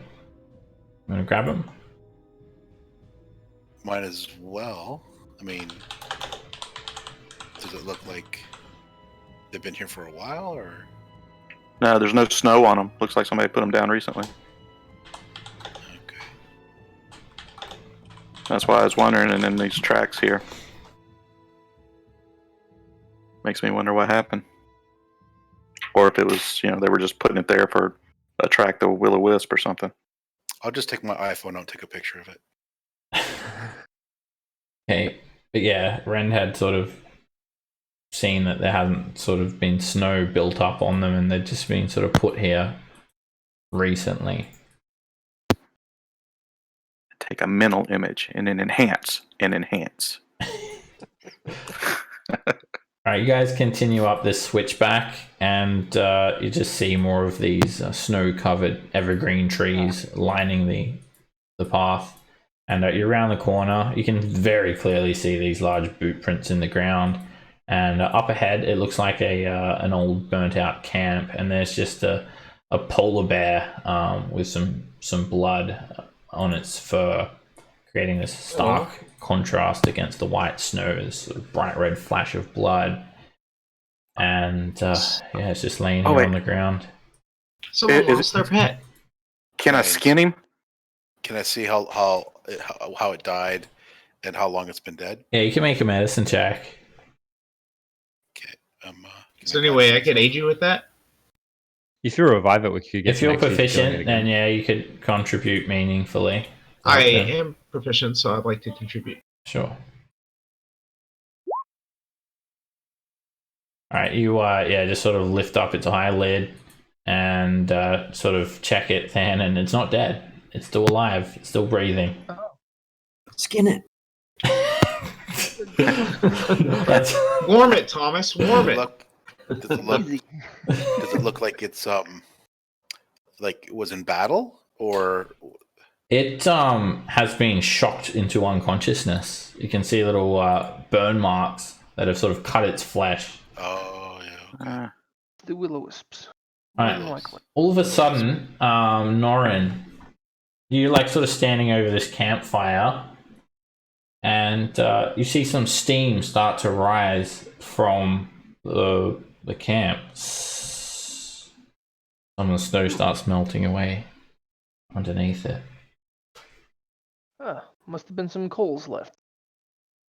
I'll pick up one of the sticks and kind of dig around, see if I can find if there are any hot coals in there. Maybe get it back to light. All of a sudden, the ice just sort of melts below you, and bursting up out of the ground is a remoraz. Yep. It looks like a large The fuck is centipede. It's got these antennae at the top of its head. It's got a frill that sort of rises out the side of it that sort of starts to jitter. It's got a very insectoid-looking face, and there are these rows of these red-hot glowing beads lining its spine. Damn. And it just sort of screeches and comes up underneath you. And this is when the will-o-wisps will also come in. 2 will-o-wisps up here, and another one that got away before have been waiting invisibly for something to happen, and they're going to move in as well. You guys start to hear the hum of the will-o-wisps as the remoraz burst forward, and yeah, you guys are again not surprised. They can't surprise you really in this situation. So. All right, 27 for this guy. Alright, the will-o-wisps don't seem so keen as to move into the actual spirit guardians, however. And this one's going to just whiz on over here next to Lily. Free Willy. Lily. The And will-o-wisp is gonna whiz over by Willie. it's going to try and shock you. As Okay. one does. That 18. would be at disadvantage since I haven't had a turn yet. Say what? Do you have some ability that... Yeah, that big hammer. Okay, it's the first attack is disadvantage. Not first. Any attack in the first round against me before I've had my turn. All right. I think. Okay. Either way, that would hit me. So I'm going I think to that's... shield. Yeah, I'm pretty sure that's how it works. All right, okay, you cast shield, and yeah, the lightning just sort of gets expelled off of the shield spell. And the will-o-wisp is going to just quickly hover up on above the next cliff face, and end its turn. It also becomes visible as it attacks, as you guys have seen. All right, Fan. This polar bear. It's I just realized the spirit guardians would actually kill it. So I don't know if you like. Do they do damage to Fuck yeah. unconscious things? Look at that roll. Yeah, I'm gonna Yeah, say it does. that polar bear is actually dead now. Oh, there goes my mount. Yeah, if you were next to it, then it would have just sort of died straight away. The power of the doves, man. You don't need to roll any damage because it's your turn. But yeah, I'd say But going next to that polar bear would have killed it. okay. I'm gonna use my action to put Path to the Grave on the centipede. Okay. Actually, I'll say the polar bear. It has been in the spirit guardians for 2 rounds, so it's on 2 failed death saves. But yeah, as soon as you came up to it, it would have just got schmelted. All right, Path of the Grave goes on the remoraz. Yep. And then I will use a bonus action to put help action on it. All right, the help action goes on. Get a paladin. Ren. Nice. All right. Rage. And I won't reckless attack it. Okay. That hits it, and when you do hit it, Rend, some of these fiery beads sort of explode off of it, and it burns your arms to attack it. You're burnt for... You resist you're a bear, right? Bear totem. Yeah. So yeah, you take 3 fire damage from its heated body, and you sort of slash into it. It's quite a large creature, and it's only a small injury, and then it gets doubled, so 22 damage. All right. So I attack again. And you hit it again. Another fiery bead bursts, and a little bit of sort of almost like lava sort of splashes onto you for 3 fire damage. And yeah, you hit it pretty hard. It sort of screeches a little bit. The thing only looks quite small, like you can tell it's only a young Remoraz compared to stories that you've heard of these beasts. Roderick. So, what do you reckon would happen if a polar bear woke up right here? It would be getting hurt by a spirit guardian, so it would be pretty aggressive. It would start like just attacking Than most likely. Damn. Yeah. Yeah. Do it. I can't. I don't have my whatever it is called, charm animals and plants, because I used it super effectively on the Will-o'-the-Wisps before. So I'm just gonna step up Hunter's Mark.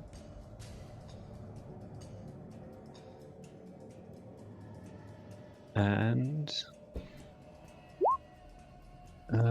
swing away. Actually, no, Hunter's Mark's not good. I need a Shillelagh instead, actually. Oh no, I Okay. have the Shillelagh from before, don't I? A minute? Been more than a minute since you guys have Okay. been. It's been about So, 7 or 8 minutes. yeah. So I will do the Shillelagh instead, actually. That's my best bet. Alright, Shillelagh goes on instead. And you whack the Remoraz. You hit it quite hard, and you take 11 fire damage from its heated body. Ouch. Does absorb elements go to the resistance? Yeah, it gives you resistance for like the rest of your... until the start of your next turn.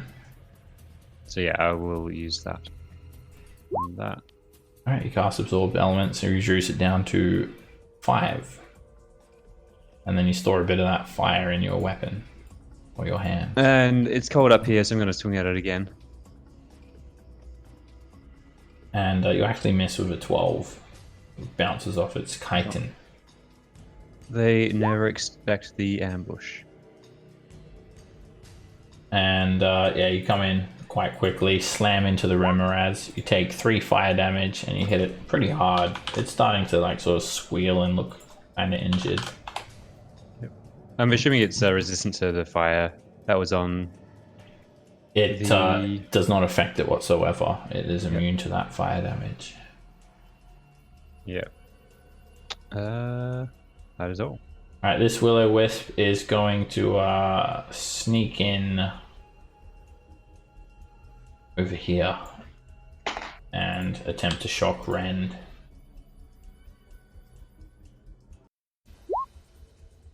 And it misses.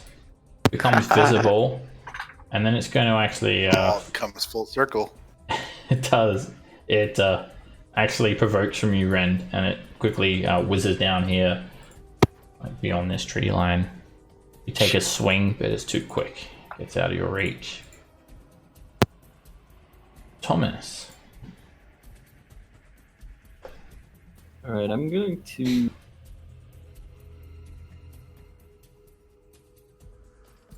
I'm going to cast that on myself. Alright. Pulling out the big guns, Greater Invis. Shit.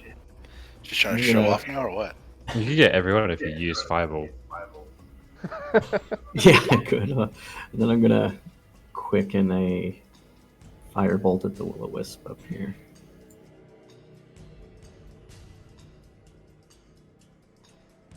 Alright, it doesn't seem to have any special sensors that allows it to detect you either. And the firebolt slams into it. And it actually needs to make a concentration check for this invisibility. It knocks the invisibility out of it. Nice.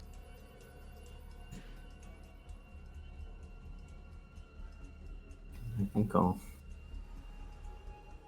get deeper into the Spirit Guardians and This Will-o'-Wisp will move up and try and shock Lily.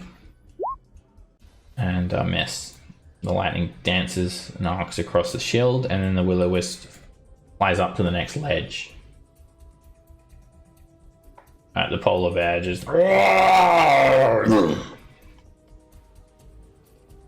all the doves just cause it to just explode. The will-o-wisp looks sad. Norin.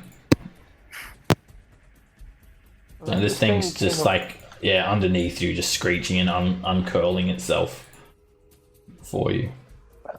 I will, as I step back, I'll try to stab it a couple. Alright, you leap back out of the way and slash it with the longsword. A bit of its heated body burns you for 7 damage. And you hack across the Remoraz. Okay, I will try that again. That's another hit. You slash it again and take 8 fire damage. The Remoraz is looking pretty damn hurt. I'll put my unwavering mark on it with that, and then I will use my bonus action to second wind, update that to 8.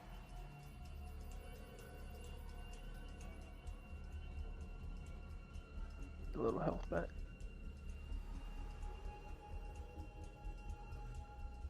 And that is my turn. Alright, the Remoraz just sort of comes up straight into the Spirit Guardians. It does manage to resist.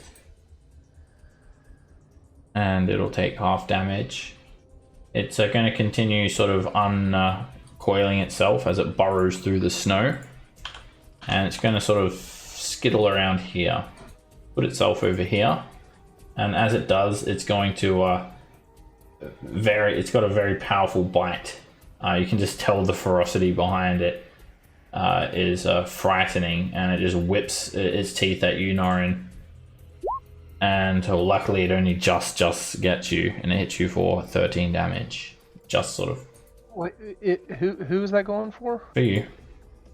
For me? Yeah. Okay, It I only will. just nicks you. Well, I'll actually use my reaction to do my warding maneuver since I can actually see this thing. Alright. 7, so I have a 26. Alright, you manage to sort of interpose your sword and just sort of fend it off. Its fangs just sort of biting at your sword and trying to wrest it from you as a bit of fire sort of explodes out of its mouth. And you sort of deflect off the blow. And it just sort of starts to sink its tail into the ground, begins to burrow a little bit. And it's going to burrow down 10 feet, just creating a hole below it, giving cover to anything that's not directly above it. Lily. Okay. So when you say cover, how does that work with opportunity attacks? Can it still take one if you try to move away from it? I don't know how that. It does. Cover doesn't affect opportunity attacks. Okay. But for you, it doesn't have cover. It's like its tail has started melted down to the snow, but then the top half of it is still at your level. It'd just be from anyone sort of further than 5 feet away. They wouldn't have a full. You can see the entire thing from where you're standing.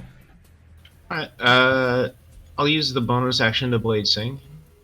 Shield goes down, Blade Song comes up, and then I will use. Let's do that.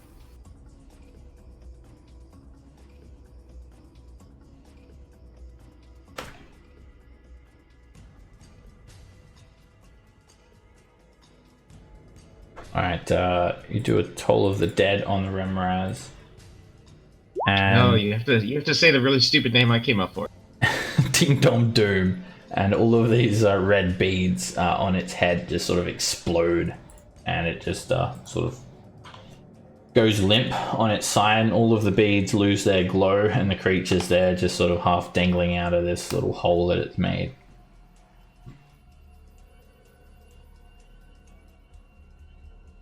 Alright, and I'll end my. Alright, this willow. I guess killing it stops attack of opportunities too. Yeah. The will-o-wisp just hovers down here and tries to shock you, Norin, coming from above. And it zaps you for 15 lightning damage. And then it just goes back to where it was with no opportunity attack. So it uses the cliff as cover.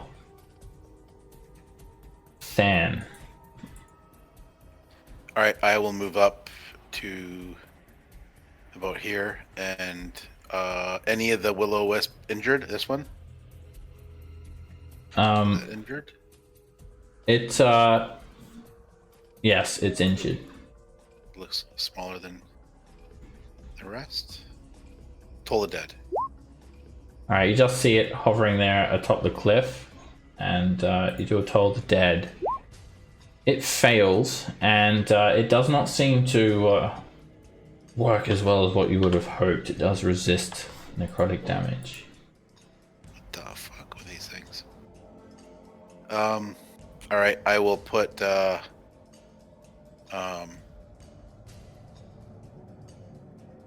I'll put the help action on it Okay.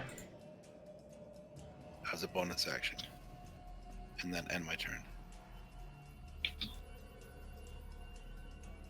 Friend. Yeah, I'll sneer at it, then hold my action in case anything comes close to me. Okay. Roderick.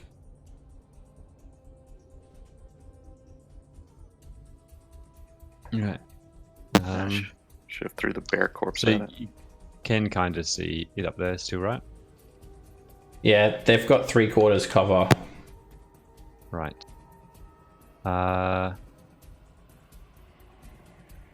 Yeah, so I'll Sacred Flame it.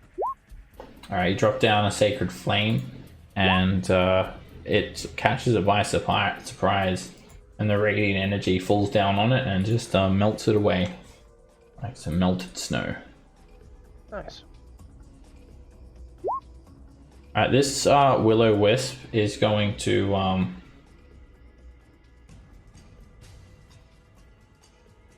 let me just check its movement. Yeah, it doesn't have enough for that. You've ruined its feast. It was going to eat that polar bear, but you guys just ruined everything. And it's actually going to fly up around here. It doesn't want to go in the Spirit Guardians, funnily enough. And it flies around next to Lily and tries to shock her. And it misses. You dance out of the way. And the will-o-wisp is going to continue these sort of hit and run tactics, but it's going to hover up to the north. It doesn't quite make it out of there, and Lily and Thomas can both opportunity attack it. I think I'm good. Oh, all right, Thomas. Fire. Sure, you don't want to do lightning? Yeah.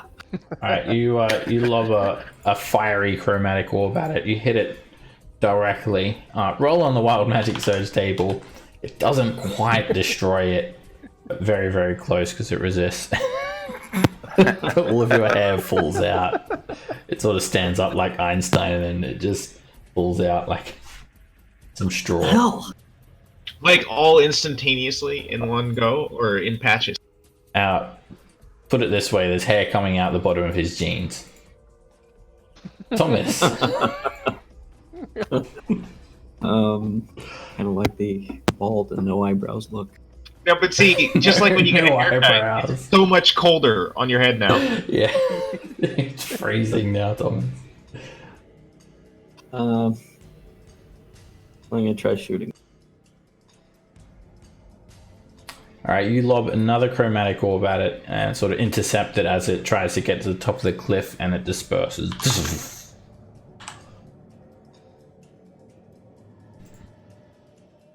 And then I'll come into the Spirit Guardian.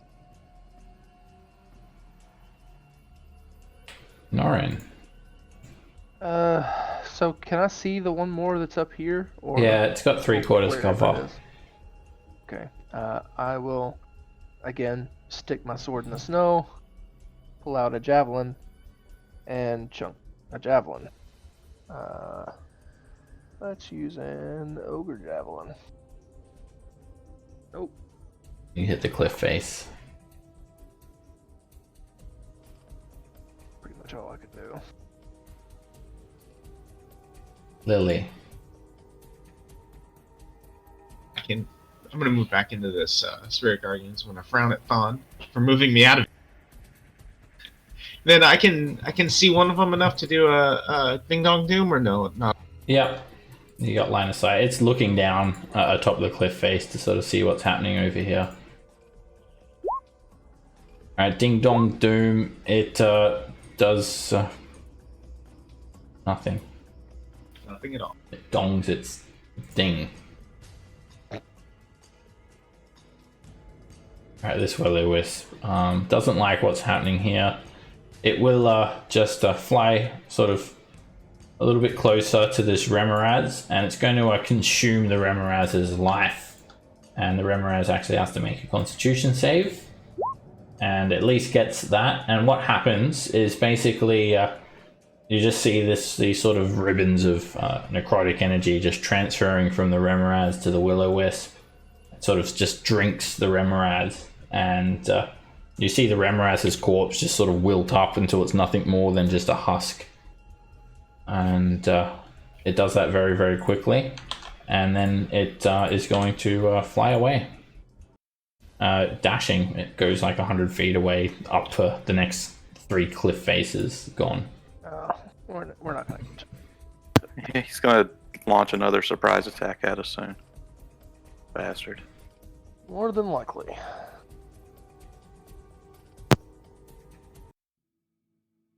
I should have used my Goblin Javelin. That's my lucky one.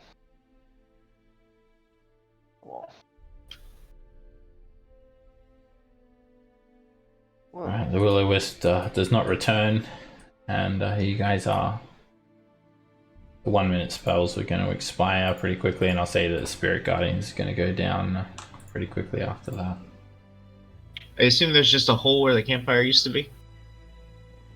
The snow's sort of fallen in on itself, so there's just a little mound here. Some of the actual kindling of the campfire and charred remains are still there, and you can make an investigation check as well, Lily. Oh, you check it out. Let's see, 16. All right, you actually find some remains amongst the snow here. Some humanoid remains, some bones that have been cracked, chewed on, gnawed on. This polar bear knew how to make a campfire. Pretty sure the human remains are those adventurers that pretty sure it was not the polar bear that made the campfire. Look, I've got a low wisdom, okay? So the polar bear was maybe eating the humans and then got zapped? It would seem likely, yeah. Polar bear was just munching on some bones.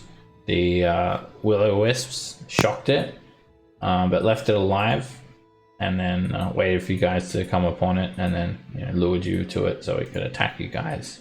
The So there Remoraz could be was just a loot in bonus. the bear's stomach, is what you're saying. You feel like the bear would not have been able to tackle a group of adventurers. Something else must have killed them. Maybe the Remoraz, maybe the Will-O-Wisps. But there's not much left of them to tell. Maybe we should take the heart. The boot tracks that we saw before, do they continue going up? At this stage, they're completely disappeared. You could make a survival check. They could have been snowed over. Yeah, snowed over already. Alright, the 20 is actually enough to find tracks through the snow, and you're actually quite confident that these adventurers had not made it any further. That was their tracks, and it ended at this camp. That was their final rest. Well, sucks for them, I guess. Well, onward.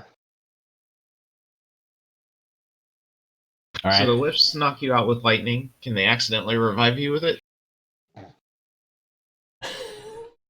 Maybe. Depends I if think if you've had a heart attack, then maybe, yeah.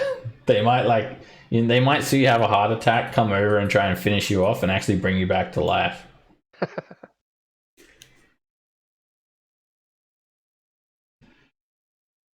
Alright, so you guys continue up the mountain pass, and you can just sort of see some trails leading off here and there. but they one of them just doubles back around to meet itself.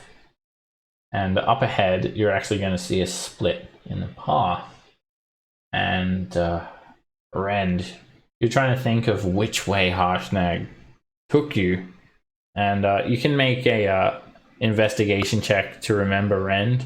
And Roderick, you could also make a survival check to try and, survival instinct your way. Yeah, Ren, you're not sure. Nailed it. Any guesses as good as the other one. But Roderick, you sort of check around the area, and you sort of notice on the cliff face some brown specks, and then you sort of realize that it, like Ren, you're sort of injured, and you'd sort of cut yourself on some of Ren's blood on the sort of cliff face leading off to the left. Do you think that's the way that Ren took?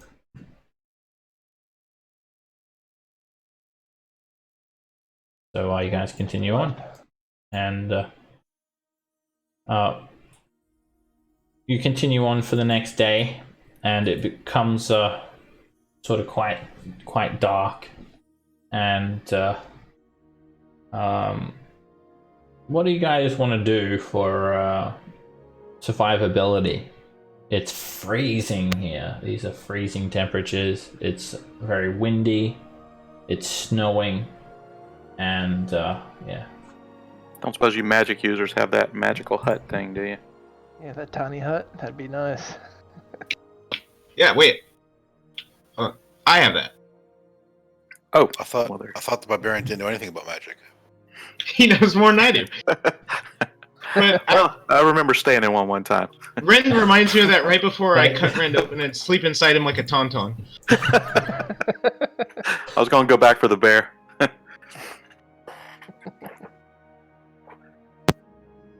Alright, you can use the tiny hut. Another thing you could also do is pretty much just sort of dig into the snow and make a little snow cave where it's like more of an ambient temperature. I like the tiny hut better. I mean, we can do both. Alright, in the tiny hut, you're protected from the elements, so you don't have to endure the cold of a night. You have a very comfortable sleep, and you guys wake up the next morning, and it is snowing hard. There may be a snowstorm coming. It's very, very windy, and you guys feel like you could probably reach the area where Harshnag's house should be if you press on throughout this day. As you travel, you guys all come to a... so everyone should take a long rest as well. And maybe I'll put your tokens on the map so you can click the button. Yeah, Rand. Clicking the button is good. There we go.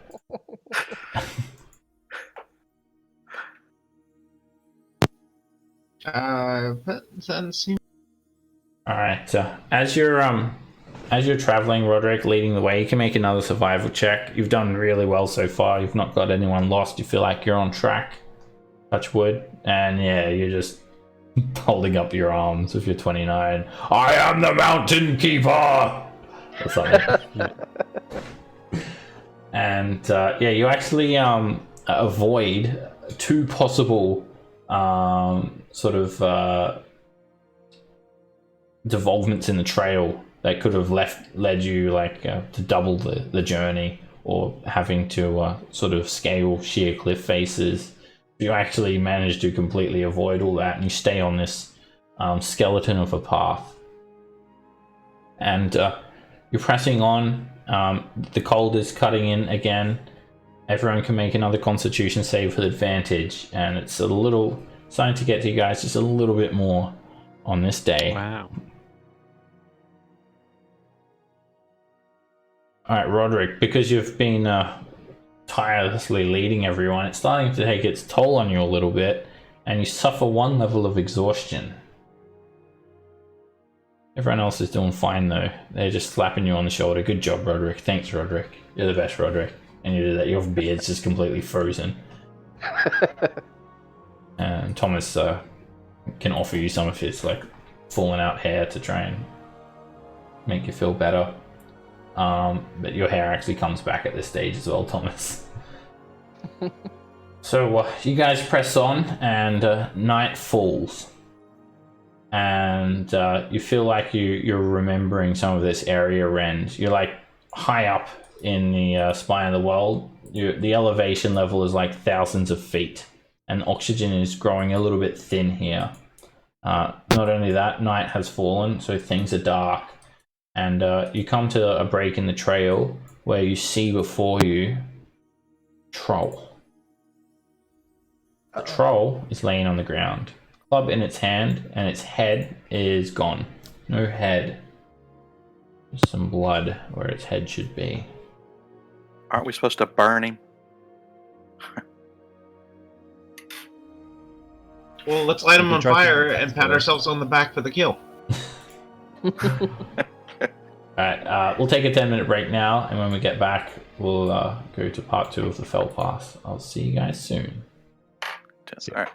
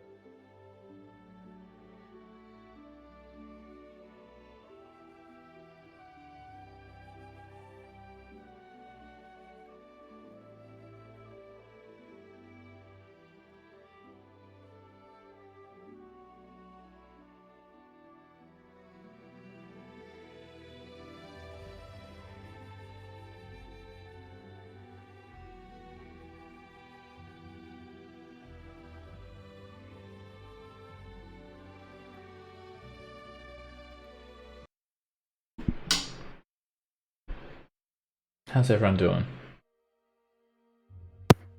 Good. Yeah. Good. All right, as you guys are traveling, there's an unexpected weather event. There is a lot of heavy wind blowing in here, and it is heavier than anything you've experienced so far on this journey. It's enough to make again all perception checks that require sight and hearing at disadvantage, because the area is it's lightly obscured. So disadvantage on perception checks for seeing, and strong winds means disadvantage on perception checks for hearing, as well as disadvantage on ranged weapon attacks. Any sort of crossbow, thrown weapon, or any ranged weapon attack will be at disadvantage while you're on this pass, because it's extremely windy. It's also pitch black here as well, and torches are just not an option. What about lanterns? Yeah. I What would about get lanterns? my Lanterns work. All right. Light mine up. Yeah, you Well, can. do we want to continue on in the night? You feel like you're quite close, and it would be it would be dangerous. Like, it's not like night as in like you've been traveling like all the way through the night and you're sort of doing a forced march. You feel like you're pretty close. I mean, you could wait till this whole thing blows over. You could find yourself getting snowed in or something as well. I think we press on. Yeah, we can press on. Oh, so that's the troll. Yeah, that's the Yeah. troll. Someone want to set it on fire? Can I Kind of windy. can I guidance myself and see if I can make out any kind of an ambush of any kind? Sure, you can make a perception check at disadvantage. Maybe will-o-wisp hiding out somewhere or something like that. You take a look around. To your north, it's just a sheer cliff face. It just ascends into darkness. To your east, you can actually see what looks like a bit of a stone bridge, like a natural sort of curvature of stone leading off to the east. To your south, there is a continuation of this path, and there's just like a large column of rock to your west. It looks like a bit of a sheer drop off to sort of the southeast here. But other than that, nope, no signs of any ambushes. Nothing So do I untoward. think? Do I remember the bridge when I left here? Yeah, you're close. It's somewhere. It's a bit of a maze though, but yeah, you're somewhere near Harshnag's residence. All right, then. This bridge looks particularly dangerous. If you were to just simply walk across it, you'd be at great risk of being blown off or slipping. Can use the climbing gear for this. Or do we go south and see if it circles around? I don't know. Well, if one of us goes across with the gear, ties off a rope, Yeah. I think we'll be all right. I can go across if you guys want. I'll tie a rope around my waist. You guys hold on to the rope, and I'll use the climbing gear to get across the other side to anchor it. Yeah, if Okay. you've got the climbing kit, then you can make like these like hammer pitons at like 20-foot intervals. So you do that, Than, and you'll just need to make an acrobatics check. If you fail, you'll slip off, but then the rope will prevent you from falling more than 25 feet. And yeah, you easily navigate it. It is quite slippery and it's quite windy, but you get across, hammering in the pythons at regular intervals, and that takes you about 10 minutes. And now you've got like a rope spanning it. Did we spend that time investigating the? Yeah, you can. What do you want to? Do you want to determine its cause of death? I mean, Yeah, cause of death to the troll, and then anything around it that would indicate. You can make a You really medicine want to check. skin it. And Than, you've got another dead troll where you are. Lily. I think it might be the missing head. I'll start. I'll make sure the rope is secure, and then I'll kind of check it out, see if I can figure out what killed it and how it died. You can make a medicine check as well, Than. This one has its head. You flip it over. It's quite large, and flip it over, and its entire chest cavity is gone, as well as all of its guts. It's been completely hollowed out. Wow. You could wear that one like a onesie. It's I'm reasonably sure it needed those organs. it's pretty much been damaged so quickly and so viciously that it just did not even have a hope to regenerate. All of its like internals have been just completely ripped away.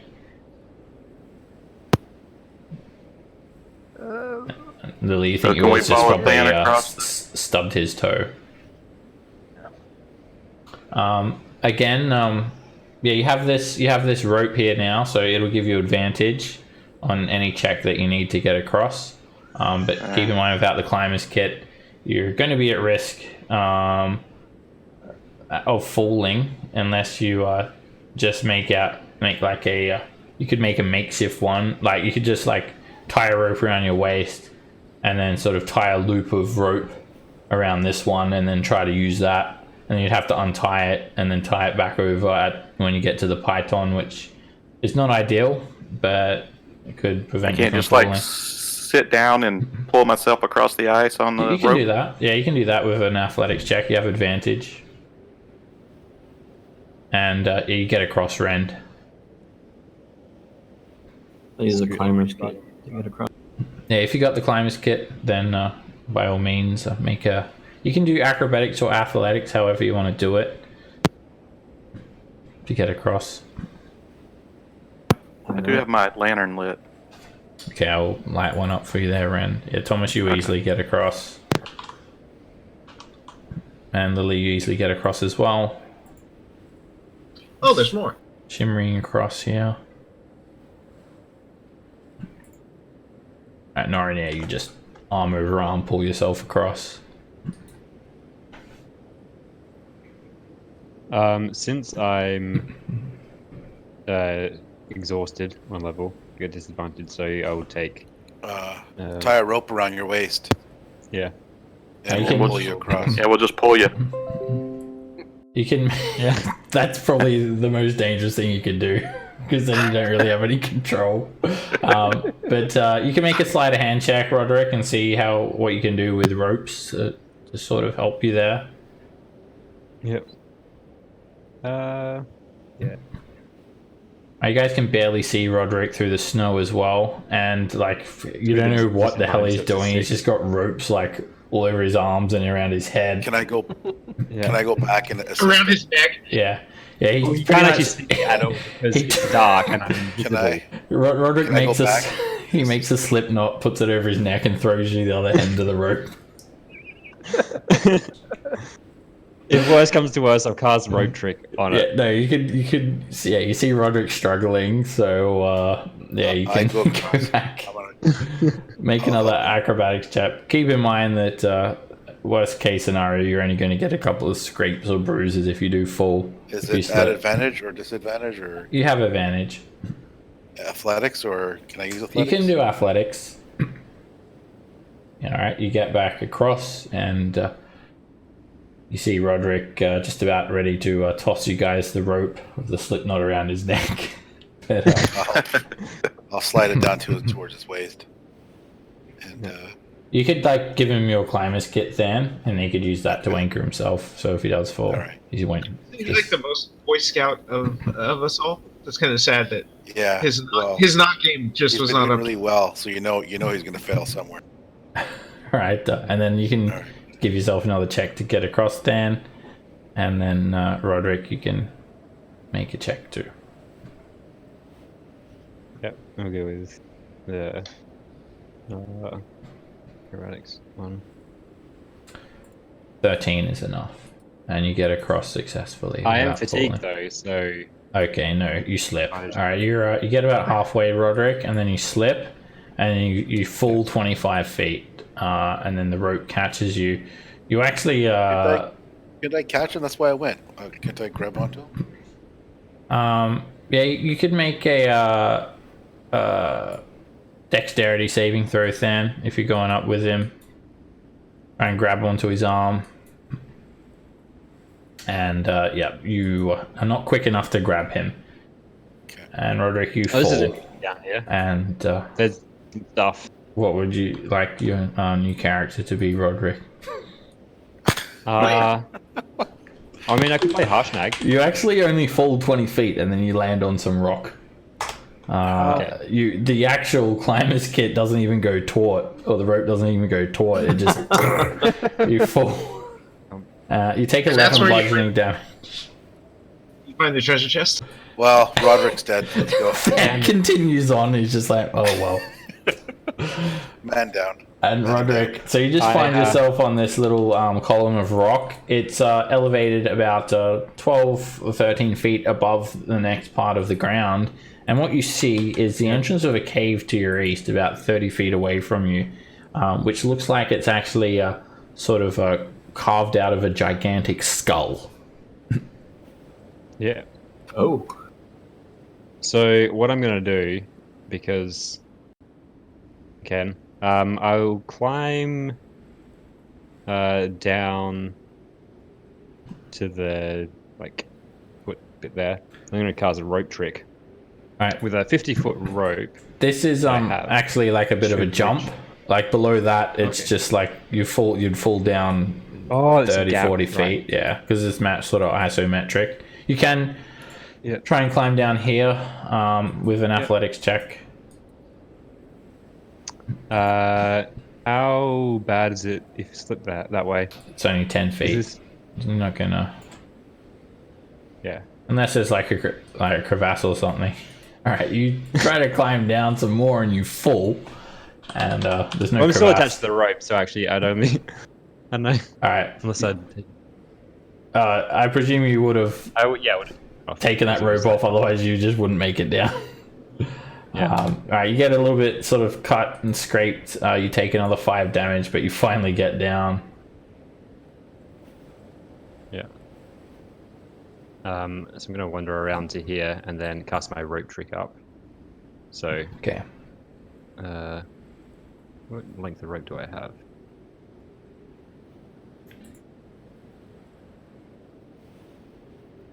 It'll be enough. You can as you come over quite close to this skull, you notice it looks like a humanoid skull, but slightly sort of ominous looking. It has these like sort of disjointed teeth that sort of open up at the jaw that constitutes the actual sort of cave opening. And about 15 feet into the cave, you actually see a door, and there's almost like a warmth coming from within. It's almost inviting. Okay. But you don't want to get turned into like a gingerbread man today. So you go do your rope trick, and all of a sudden a rope extends up, and Roderick, you can climb up there. Just give me one more athletics check to try and climb up the rope. Yeah, I might just have to tell them to come down and hey, there's a. Alright, you try to jump up, but you just don't have enough strength in you to climb the rope. Yep. I climb down the rope. Gonna help him up if I can. Well, yeah, you can have a look. I found a thing. This. Oh, I've actually got some dynamic lighting I can move here. Oh. Oh. Yeah, when you see How the far down rope, is that? you look over, and it's 35 feet drop. I'm assuming we're communicating with each other, right? Yeah, you have to Roderick. yell like loud, but you can barely hear each other because the wind is so Oh, well, strong. I'll climb down and I'll help if I can. Okay, yeah, you sort of see him down there, and you can just like tie a rope around him, and someone can pull him up. Yeah. Well, do we want to go down to him to this cave? Yeah, maybe. I don't know. Does the And, cave look familiar? something. Athletics There's a door. check to go down the rope as well. For you there, Than. Easily. In fact, with a plus 10, you don't even need to actually make an ability check for a rope. Was this Harshnag's home? No, Harshnag's home sort of looked like had like a stone wall and a couple of like sort of pillars, a couple of braziers out the front. It definitely was not inside a skull. You'd remember that much. Yeah, that's what I was wondering. I mean, he wears a skull for a hat, so you never know. Dragon skull, I think. Well, Yeah, this might should be something we could explore. Yeah, it's kind of hard Can to I pass check by for something like that. tracks or any kind of by the entrance of this cave? Yeah, you See can if I make a survival check. Oh No. god, it's myself. I think it's something that doesn't like trolls for sure.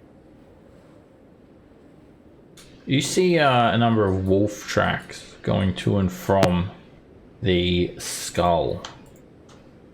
Okay. Sorry, does, wolf tracks? Wolf. Yeah, wolf. And you What's believe that the, they're winter wolves. The door that was in there, like, is that a stone door? It's a wooden door with a brass handle. Okay. That's not stone. I'm really interested. Made from wood. Should we go back up? We should come Yeah. down. Why don't we come down to you and explore the cave? All right. Yeah, either way. So, who has climber's kit? I do. We do. That's up top. Lily and me. Mhm. Yep. All right, I'm gonna give mine to Nor. Come over to Rind and jump us down. Okay. Well, I'll just climb down the rope that Roderick has provided for us. The rope trick. Okay, you Oh, guys teleport down. Norin, you can make an athletics check to get down. It's very easy. And Rend, you can make an athletics check as well. It's not too hard to climb a rope. Alright, when you guys get down here, you notice there are a number of, like when you look towards this entrance, there are like a number of like, looks like spikes sticking up out of the snow preceding the entrance to this ominous looking cavern. There are these strange figurines attached to them. Little ragdolls, twisted twig creatures, other ominous looking things. I think this is a hag cave. Weird. Are hags known to really hate trolls? Well, there's wolf tracks. Ah, And they eat wolves and trolls. Are you making this up or is it for real? Maybe, maybe not. Inside check. I don't know. I mean, I know nothing of these mountains. Yeah, I'm bullshit. I cast Zone of only Truth. really know my forests. Jesus. I like the escalation of that. I cast Earthquake. We all die. Campaign over. Counterspell. So Well, since we're here, do you see there was a door in there? I'll go. There is. yeah. Can I see if it's locked or anything like that? You can make a Traps. perception check. So you have to head into the tunnel for about 10 or 15 feet. And then you just sort of come up to this wooden door. And there's like a bit of a warmth coming from beyond. You can see some light peering out at you from underneath the seam of the doorway. And you expect the door then, and looks quite normal. Looks a little bit homely, almost. Looks homely. Oh wow. And I'll move everyone over to another map. You're actually sort of heading into like the eye socket to like where the door is. So I'll move you guys all over. You're like in the same positioning, but obviously different maps. So let me actually grab everyone.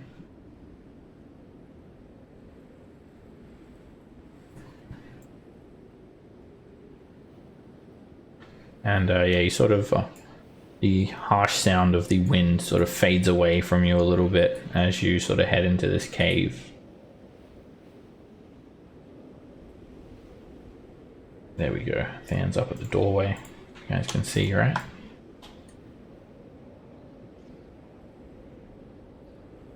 Oh, it's a very big skull. Okay. Yeah, it's gigantic. This is the door here.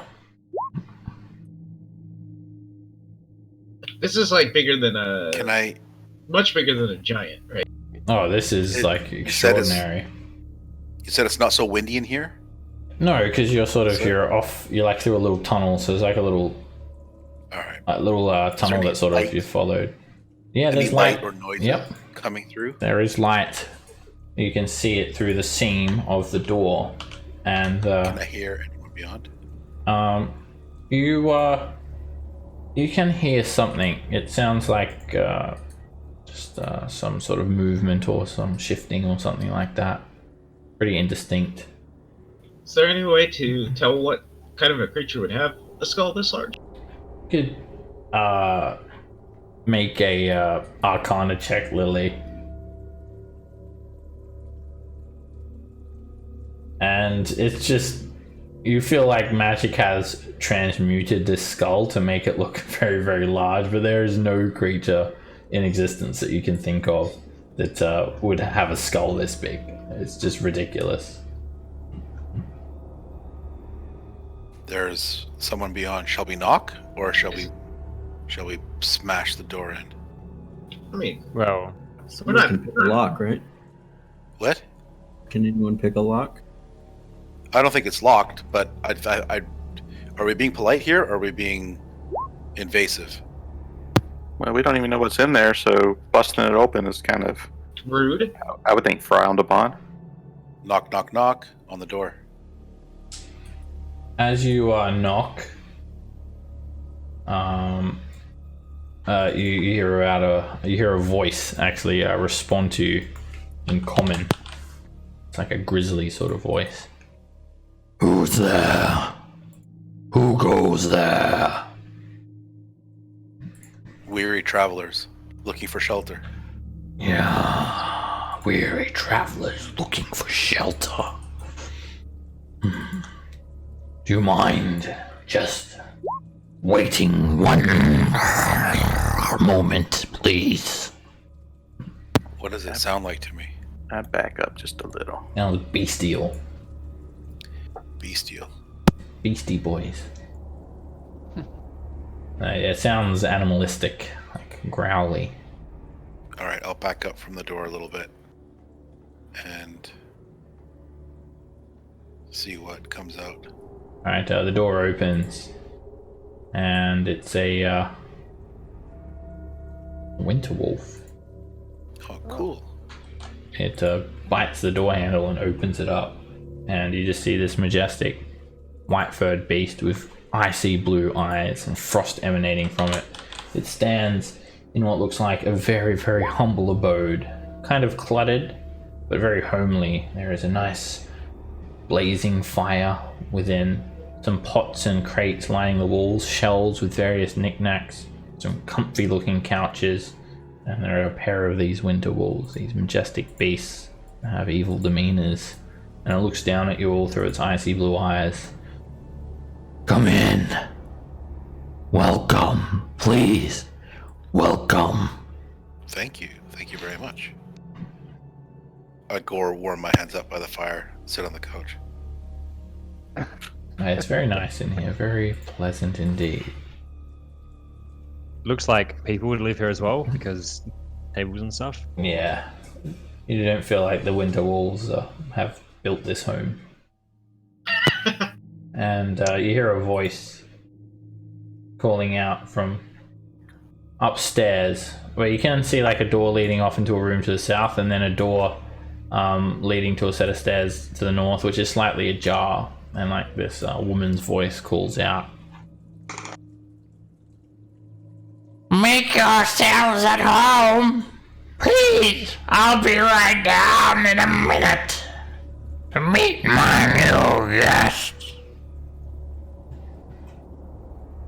Sit. All right. Sounds good. Thank you. What does the room down here have? Is it like just living stuff, or is it like a lab of some kind? Nope, it's a living area. Some comfy couches. There is a small table, a chair. There is some like sort of pictures of mountainscapes on the walls. Some shelves with knickknacks, and yeah, it's like a living space. Typical looking, very cozy living space with wooden furnishings. And suddenly the door creaks open. Quite comfortable in here. Like very loud, drawn out creak of the door, and you hear this like thump, thump, thump, and this like gangly, long, blue claw grabs on to the wall, and a creature emerges from around the corner. It's a woman of some description, but she looks frigid. Oh. She's got stark white hair, and her teeth are sort of frozen in a chatter.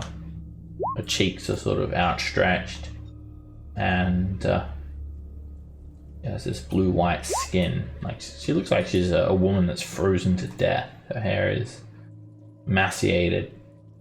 Looks like she survived a winter by eating bark and leather. Her eyes are pale and surrounded by these dark bruise-colored patches of flesh. She carries this twisted grey wooden staff she uses as a walking stick. Whose skulls, little skulls, are dangling from her side. She has like skeletally, freakish-looking hands. I was not expecting more company on this evening. You know what they say, nine's a crowd. But you are weary, yes? You need shelter, do you not? I mean, sure. Oh. Allow me to introduce myself at least. Ethel Frogwort. Pleased to meet you.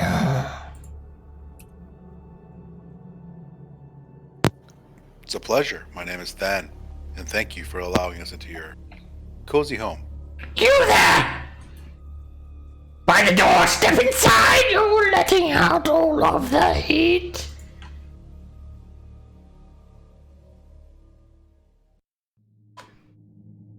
Talking to you, Thomas. Alright, when you step inside, she sort of waves her hand over towards the door and it slams shut.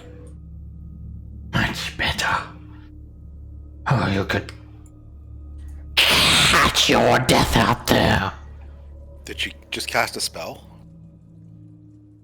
No, she did not do any somatic components. She just extended her hand towards the door and it slammed shut. Okay.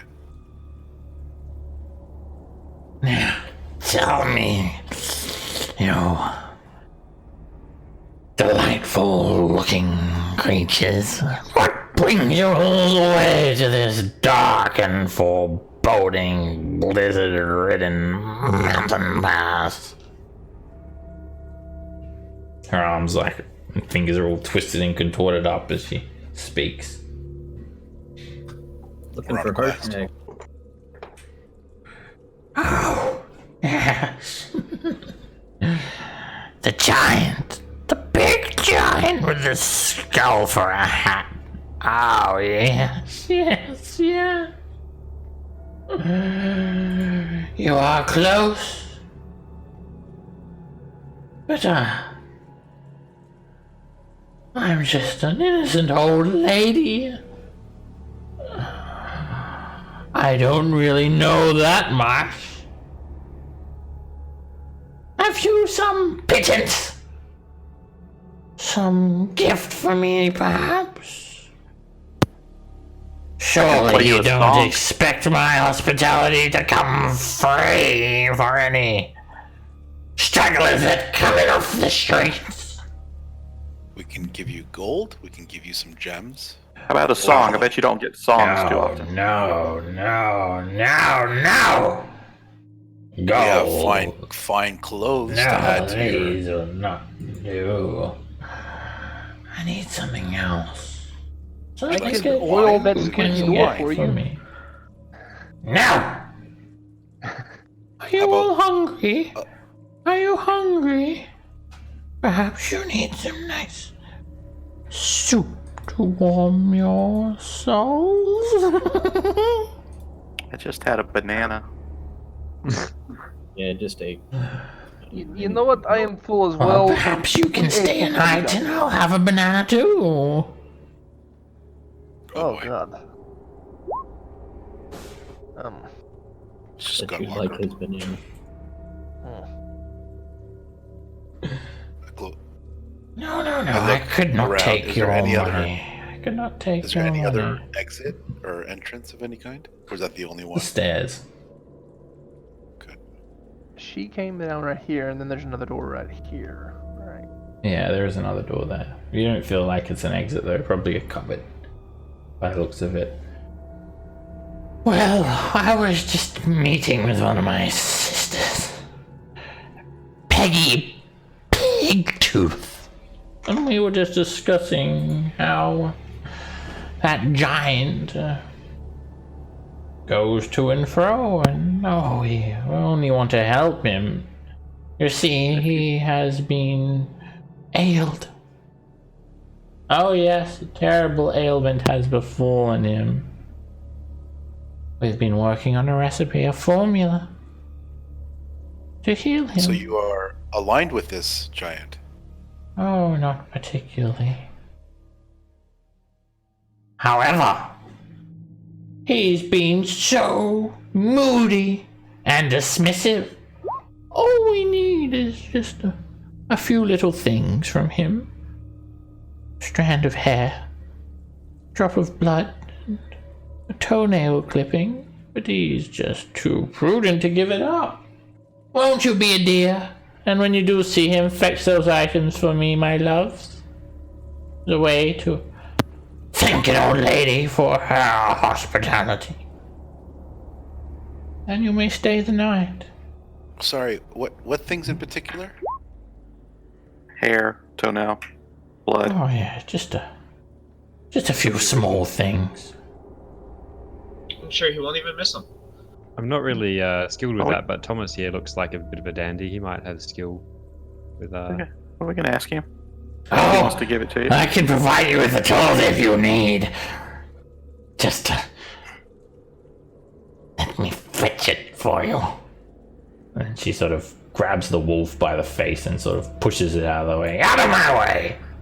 And just sinks its head down. And she opens up this cupboard.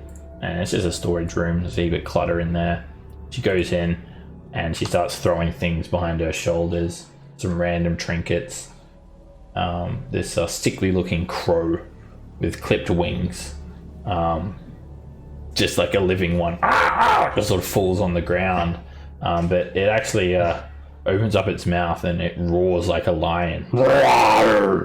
She throws another item behind her shoulder. It's this oval shaped disc of some sort of metal. And as it sort of, before it hits the ground, it begins to fly around in circles. And light sort of winks on its surface before it then settles to the ground. And she throws behind her shoulder this leathery, preserved head of a dwarf with a 5 foot long that's- beard. that bitch. Jeez. And finally she goes, I've got it! And then she just comes out with these like rusty shears. This shall do. There you go. I'm maybe like, excuse me, what are you doing with a head? Oh, this? A dwarven head. What does anyone do with a head, really? What do you think of me? You think I murdered this dwarf and magically preserved his head so that if anyone holds it by its beard, they can see through its eyes? No. No, I bought it at auction. That sounded oddly Certainly specific. didn't give it a proper burial. You want it? I can give it to you for a reward. If you can just get these few small items for me and my sisters. If I may, what do you need the toenail clippings for, or hair? Oh, Doesn't make a lot of sense. he is sick. Oh, sick boy he is. I need to heal him, that is all. I mean, It's a part of the potion that I will make. Can I inside? What if he doesn't want to give those things up? Oh, he doesn't. That's why I'm asking you all. Perhaps he's a bit more amenable towards you. Do I think she's telling the truth about his illness? And yeah, you don't really believe this hag. You feel like she's probably gonna do something bad. Yeah.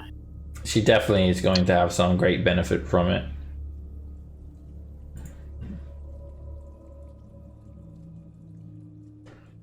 Well, I can have one of my wolves guide you to his house if you like.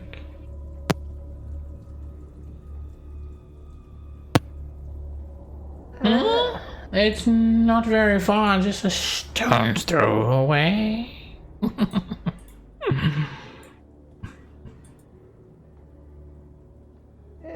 I think that we can get there ourselves, but thank you for the offer. Well, don't get lost now. It would be frightful.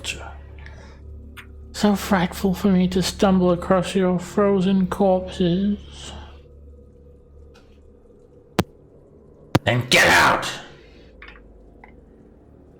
And she moves her hand towards the door and it flies back open. A cold wind courses through her hut and blows out the fire. And everything is very dark. Okay. Does anyone take the shears? No. No. I mean, Norn's not going. Don't you come knocking again. Yeah. Turn to the wolves. Have a nice day. Well, it was nice and warm in there. Oh no, you locked me in. She does not lock you in. Alright, you guys head back out and move over to the other map. Yeah, we should definitely tell Harshnag about this person. Yeah. I think we need to come back and take her out. Like on I a was date? tempted to ask you to fireball as soon as all of us got out. Just put one in the middle there. I have a feeling that would be a bad idea. Oh, probably, but still. Well, we're on the lower road. Shall we see where this takes us? We could. Road trip could last an hour, so we can either have a look around Oh, down maybe it's here or gonna go back expire up. soon. How long were we in there Alright, I need everyone to make a dexterity save. Oh man. Is it something I can see? It is. You look up and Okay. there's a small avalanche of snow about to fall on everyone. Alright, so I get advantage. Which does not help. I'm gonna bend a lot. Wow. When the worst So, dex in the can I- party gets Actually- the best roll. What the? Whew, wow. That's ugly. Alright, the snow falls down on everyone. And Norin, you're the only one that reacts quick enough to jump out of the way. And let's see what you got. 11 for you. Sorry, 9 for you, Thomas. It's not enough. The snow falls on you guys and just completely crushes everyone. It doesn't do any damage though. But everyone has to hold their breath and is restrained. And they're just completely buried under the snow. Well, Right. get out a shovel. Time to start digging. I mean, that's obviously what Norin would do. Would be start digging them out Okay. best you If you can. can cast Water Walk, you can just float yourself to the surface of it. I like to think Works we can on- all water walk when it's cold enough. Can I Well- start shooting fire bolts above them? Water Walk does say that it works Yeah. on snow and lava. All right, Norin, yeah, you can sort of dig everyone out, and those of you that can, well, Thomas can shoot some fire bolts, and it takes you guys about 15 minutes to get free. And I'm just you guys are imagining looking- fire flying out in random directions as he tries to dig. He's just trying not to get shot up there. All right, just as you dig out of the snow, the blizzard intensifies without any warning, like literally at the exact same time that you free the last person. And so everyone's visibility is reduced to 30 feet, regardless if you've got a light source, if you've got dark vision, it doesn't matter. It's just it's a blizzard, so the snow is limiting your vision. I think I know what's up. We could just go back in and deal with this blizzard. You think the witch is messing with us? I do. I think we should Does go the take- storm scheme take it from magical her? in nature? You'd need like detect magic.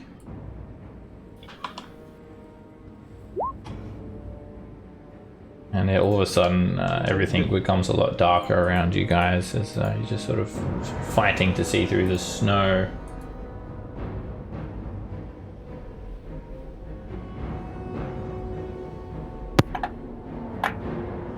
Well, should we push on or should we go take care of that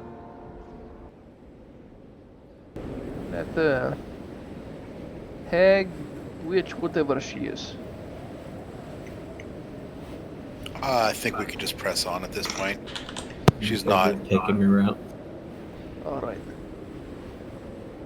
she's not something that we need to deal with right now, is she? It'll be a lot safer to We're have pretty close. her tonight during the blizzard than to try to venture on. And she's just obviously evil. She's got dwarf heads and shit. Okay. All right, let's go kill the hag then. I mean, who hasn't owned dwarf heads at some point in their life? I mean, I've only ever had Well, one. Me. I've never had one. Like, Roderick's got one right now. Yeah, but it's still alive. It is his.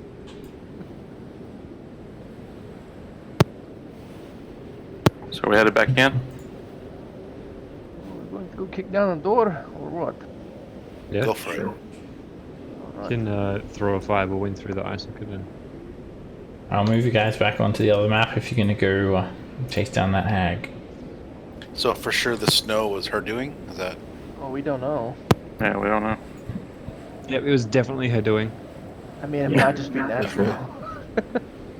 Norn doesn't know enough about the mountains to know for sure. Not used to blizzards. well, that amount of snow coming down immediately on top of us doesn't seem like from the blizzard, right? It would have. There was already a Could've blizzard, stopped it that just switch. unexpectedly intensified.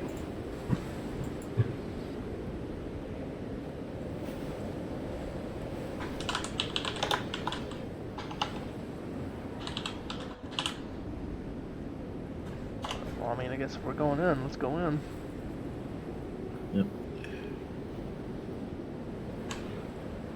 Alright, you guys move through the eye socket cavity of the skull.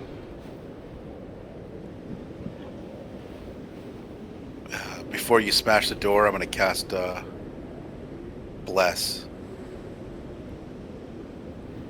Yeah. Do a shillelagh. On Norin, on Rend, Roderick, and myself. Wait, that's 4. Never mind. I have 3 targets. You can upcast it. I'm okay with upcasting though. Just myself, Norn, and Rend.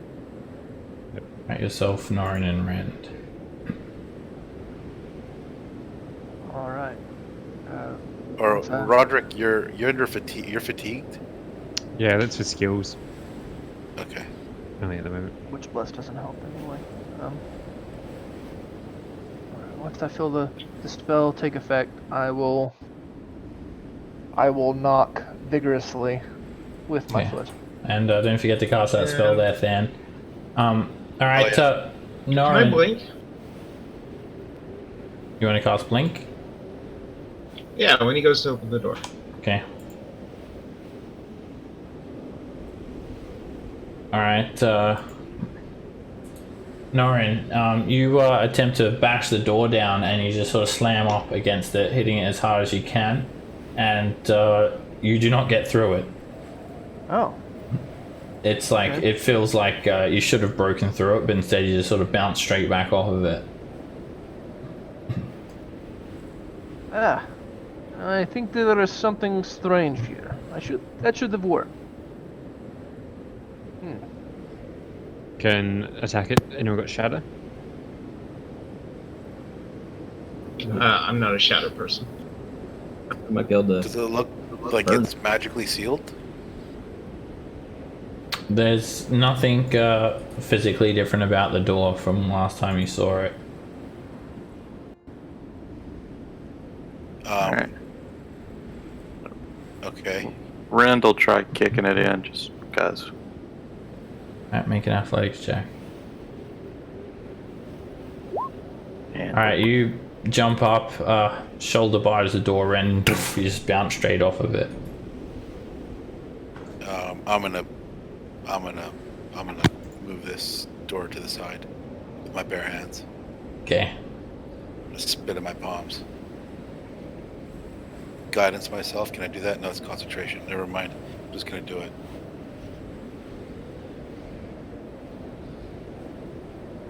Alright, Than, you manage to smash it straight open.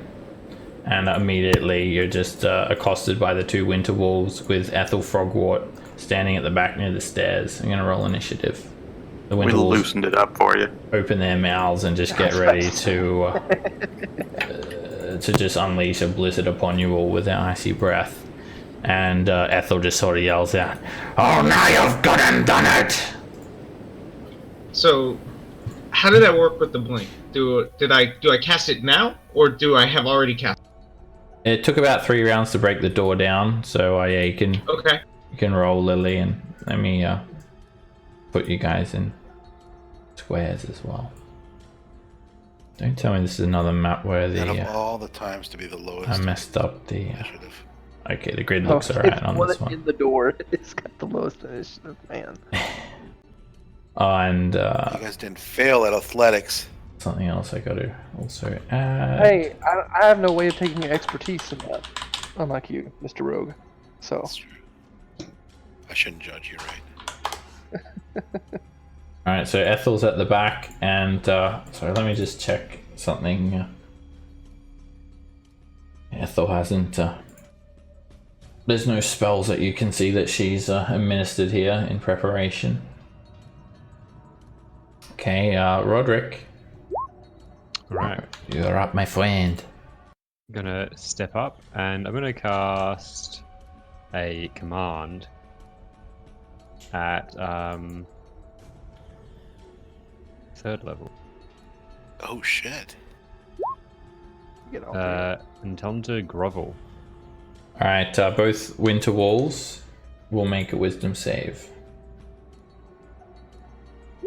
And this one fails, and it will begin to grovel on its turn. It's 3rd level, so it should be 3 targets. Yep, and then Ethel makes a wisdom save. Yep. And I don't believe she has any special resistances. Nope, she's pretty wise though. And what's your DC? 15, I think. She sort of wags her finger at you. Naughty, naughty, naughty. Step a little bit of room for people to follow in. And Thomas. I mean, you can still throw a fireball in. I don't mind. Do it. No, I don't Can want absorb elements. to destroy the stuff in there. Do that and then quicken a firebolt at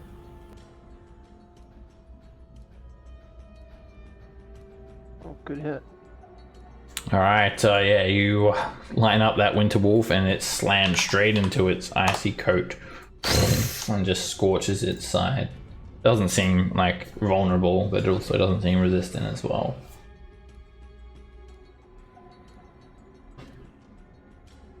All right, for a lair action, Oh, shit. Ethel Frogwort is going to I mean, it is her house, man. put her hand up and just close that door again.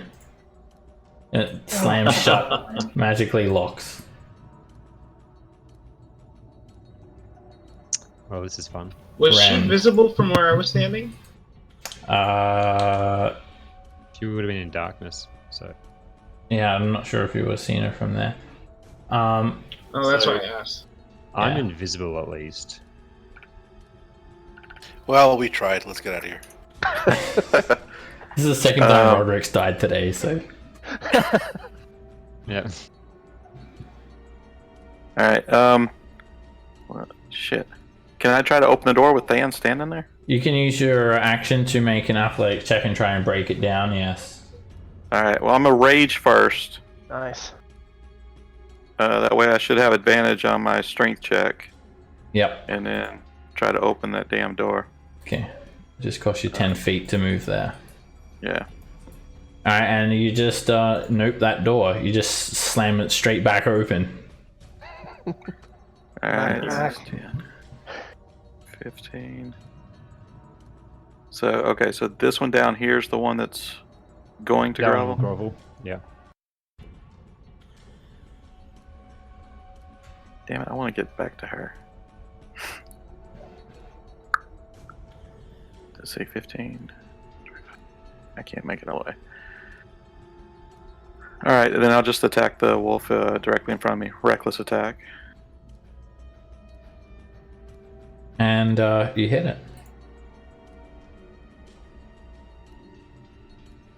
All right, you bring down the I giant roll a slayer, lot of ones. and yeah, you only just managed to catch it with that attack. All right, Don't you get to once more. re-roll ones and twos?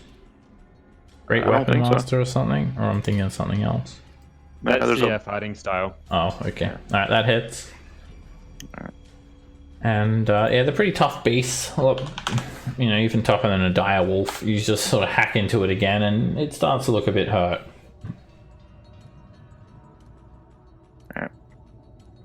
Alright, this winter wolf just is a good doggo, and it just lays down. Whoa! And, Lily, did you blink out, or are you still there? I'm still there. I rolled a 9, I think. Okay. Let me go back and look, but I think it was a 9. Norin. All right. Let's see, 5, 10, 15, 20. Take me 25 just to get there. I have my trident out. I'm gonna take a swipe at this one. And that hits. You just slash it a little bit through its thick fur. I'm gonna put my unwavering mark on it. And then I will turn and take a slash at that one. A stab, I guess, at that one. And it is a narrow miss. Yeah, I should have just kept on with that one. I'm going to action surge, and I'm gonna try to hit it again.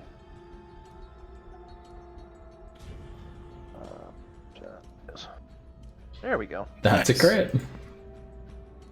And you jam the trident straight into its leg, and the winter wolf is looking pretty hurt. And I'll put my unwavering mark on it as well.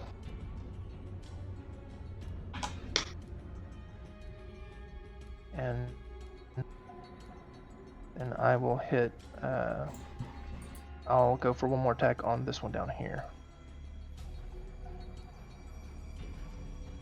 Another hit. Another crit. Right, you draw the trident out and you sort of spin around, slash the winter wolf across the Swing like face a with it. barbarian. A bead of blood rolls down to the center of its eyes, down its nose. I'm gonna stay right where I'm at. And that's my turn. Oh, you are so rude! She yells to you guys. And she's going to begin to cast a spell. I'm going to use my reaction to count. Castro, get that kulangang mast fistos. And you attempt to counterspell Lily, and you find the magic to be quite powerful indeed. And you struggle to try and dismiss the spell. Make an intelligence check. Okay. You got it. Yeah. Yeah, you And did. Oh, you yeah. just wrap Wow. your hand around the arcane weave and shunt it away. Do you recognize what the spell was? You can use your reaction to try and identify it if you wish, Thomas. And then she Arcana. grumbles. Yep, it's an Arcana check. You recognize it. It was Wall of Ice, a 6th level spell. Oh, that would have been bad. She grumbles and then she runs up the stairs. Ah, fuck. Of course she does. Oh, you were to tell my sisters about this. She's just like grumbling at you. Come into my home, I'll rip you all. I'll feast on your brains. She just like starts foaming at the mouth as she runs away. And this winter wolf is going to just open up its mouth. It roars and just unleashes a 15-foot cone of cold over Norin, Rend, and Than. And each of you need to make a dexterity save. 15-foot cone. A bit of ice comes out of its mouth. Cold breath. And Norin, you actually are a bit slow as you're doing these sick moves. It ices you for 18 damage. And Rend and Than, you guys sort of shield yourselves and take 9 cold damage each. Do I take half of that since resistant? 4 for you. And then the winter wolf's breathing heavily. Sort of expended quite a lot. Lily. Okay. Whoop. That's not a good spot. This is the only guy I can really see, so that's the guy we're gonna go after.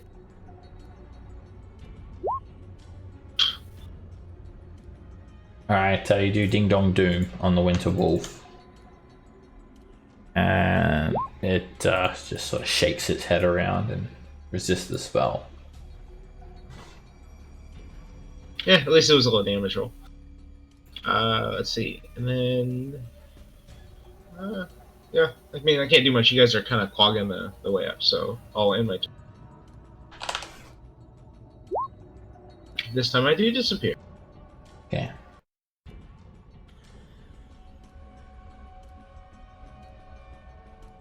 Than.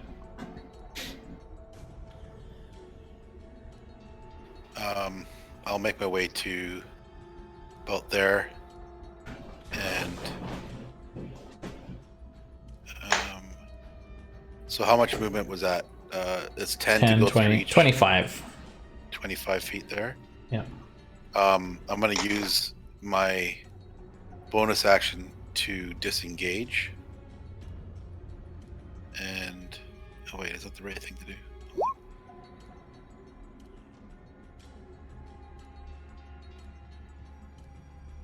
Yeah. Yeah, I'm gonna disengage. Bonus action to here. And I'll toll the dead on this guy.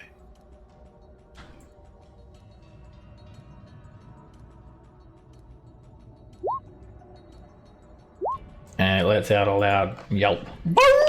And it's almost dead. Tom over there showing me how it's done. Roderick. Where you just counterspell like a pro. Shillelagh. I'll go for The prone one. With the star. And you whack a dog. That hits. You sort of boop it on the nose. And you boop it again. So make a little more space. You sort of move through this very cluttered and sort of cramped house. Ominous. Alright, well, I'm just gonna firebolt the wolf. Another good hit. And it is a direct hit, and it just causes the wolf to just sort of get shifted to the side and fall onto the ground, smoldering. And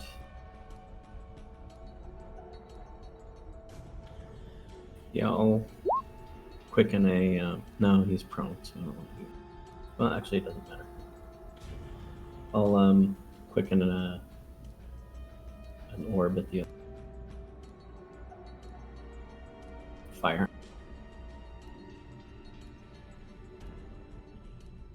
And it is a miss. And then the fiery orb just sort of hits the wall and disappears. And The hag takes a lair action. Rend, you're up. You guys do not see any effect from the lair action. Alright, well, I'll move down here and go ahead and reckless attack this guy. Isn't he prone? He is prone, so you do have advantage, Oh. Rend. Alright, then I'll just attack him then. Okay. It would have been better if Dan used the help action, but you know, you can't win them all. And that hits. You feel your axe sort of guided to the sweet spot, and you just hack into the side of the winter wolf. And you hit him quite hard, and he's starting to look quite injured. Alright, once more. And you hit him again. Hack into the pupper, and yeah, he's almost dead. Just swearing at you in winter wolf. Quite angry. It sort of brings itself to its feet and just opens its mouth and unleashes a 15-foot cone of ice that will hit Roderick and Rend. Each of you make a dexterity save.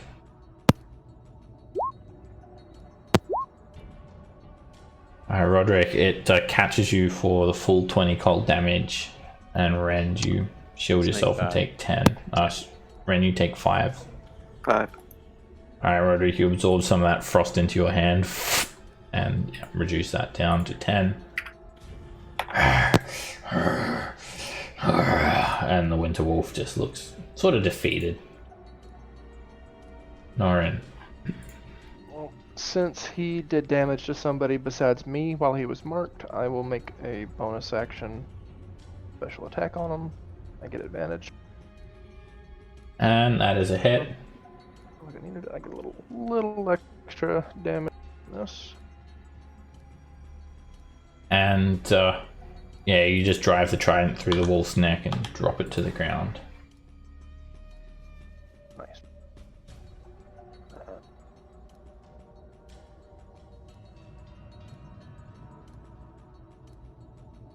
Five. 30, and I'm assuming I don't see her at the top of the stairs or anything. No, you just see like a landing and some more shells, and like there's a second floor up here. And yeah, so it's just like a sort of a 5 by 10 foot landing here, and then it sort of wraps around to the west to like for the second floor. Okay. In that case, there not anything else I can do. That's my turn. All right, she moves through the wall as if it was not there, Oh. and just sort of pokes her head through the wall using 10 feet of movement. Actually, she'll step up to the landing instead, but you do see her pass seamlessly through the wall as if it wasn't there. And she casts a spell. And it's another wall of ice, and she's just gonna hit you with it, Norin. And it just completely like sort of sheaths down against you, and then just it reaches out to the west, just slamming over everyone.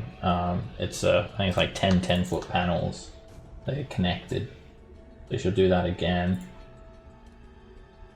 And let me grab a template because I'll show you where she's going to put it. It's pretty much going to like hit you, Norin, and then it's going to go to the left and just slam into everyone else that it can. Just completely like sort of slicing through people, knocking them back or hitting them against the walls and whatnot. I'll measure out the panels, and it completely blocks this. It floods the staircase with ice. There's 20, 40,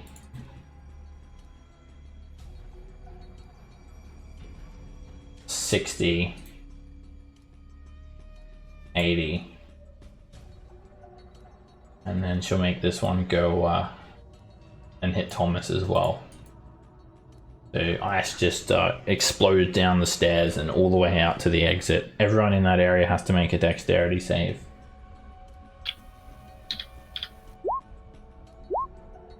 Alright, Norin, it hits you, and it pretty much like it shunts you. It like shunts you into an empty space. It knocks you over here, and you take 17 cold damage. Then you make the saving throw. You take 17 cold damage, and you're knocked over here. Roderick, it just slams into you hard, but you still resist it with the resistance. So you take 17 cold damage, and you're knocked over there. It just slices through the winter walls, just like impaling them or completely slicing them into pieces. Rand, you see it coming, you jump out of the way and you take 8 cold damage, and Thomas, out of nowhere, it just sort of boops you for 35 cold damage and knocks you to the side. I didn't cast Absorb Element. Alright, you reduce it down to 17 in that case. And then she is going to end her turn. Lily. All right. Well, that went really well. So yeah, it's just like a wall of ice, 10 feet high. It goes from floor to ceiling, and it blocks line of sight. It's opaque, and it can be burnt or like smashed. How thick is it? It's it's like a 10-foot panel, and it's like a few inches thick. Let me double check the spell description. It's 1 foot thick. Okay.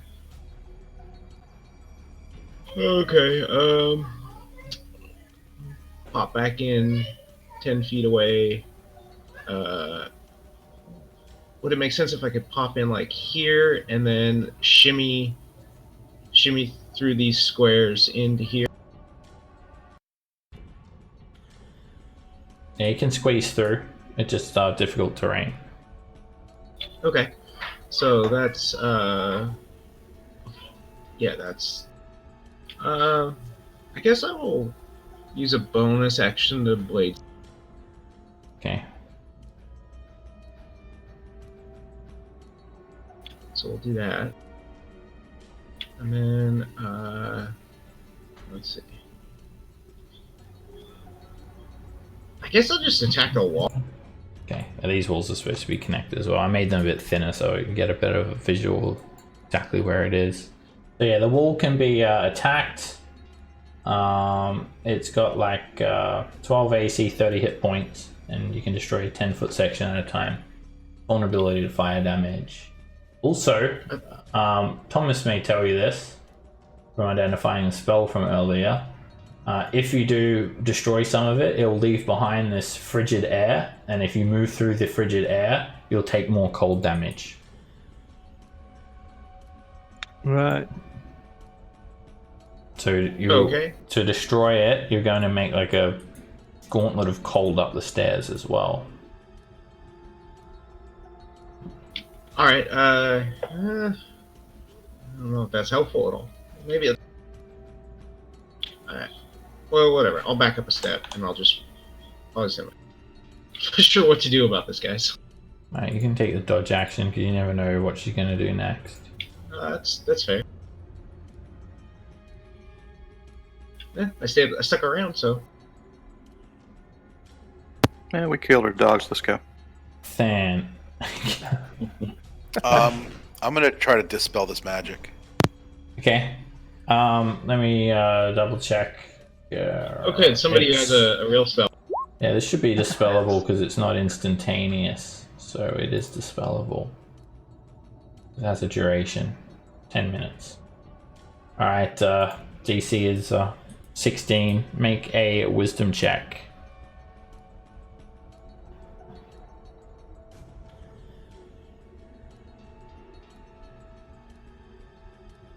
Nice. And all of the icy wall disappears, completely dispelling it. Jeez, man. The entire wall disappears completely. Very nice. I'm going to I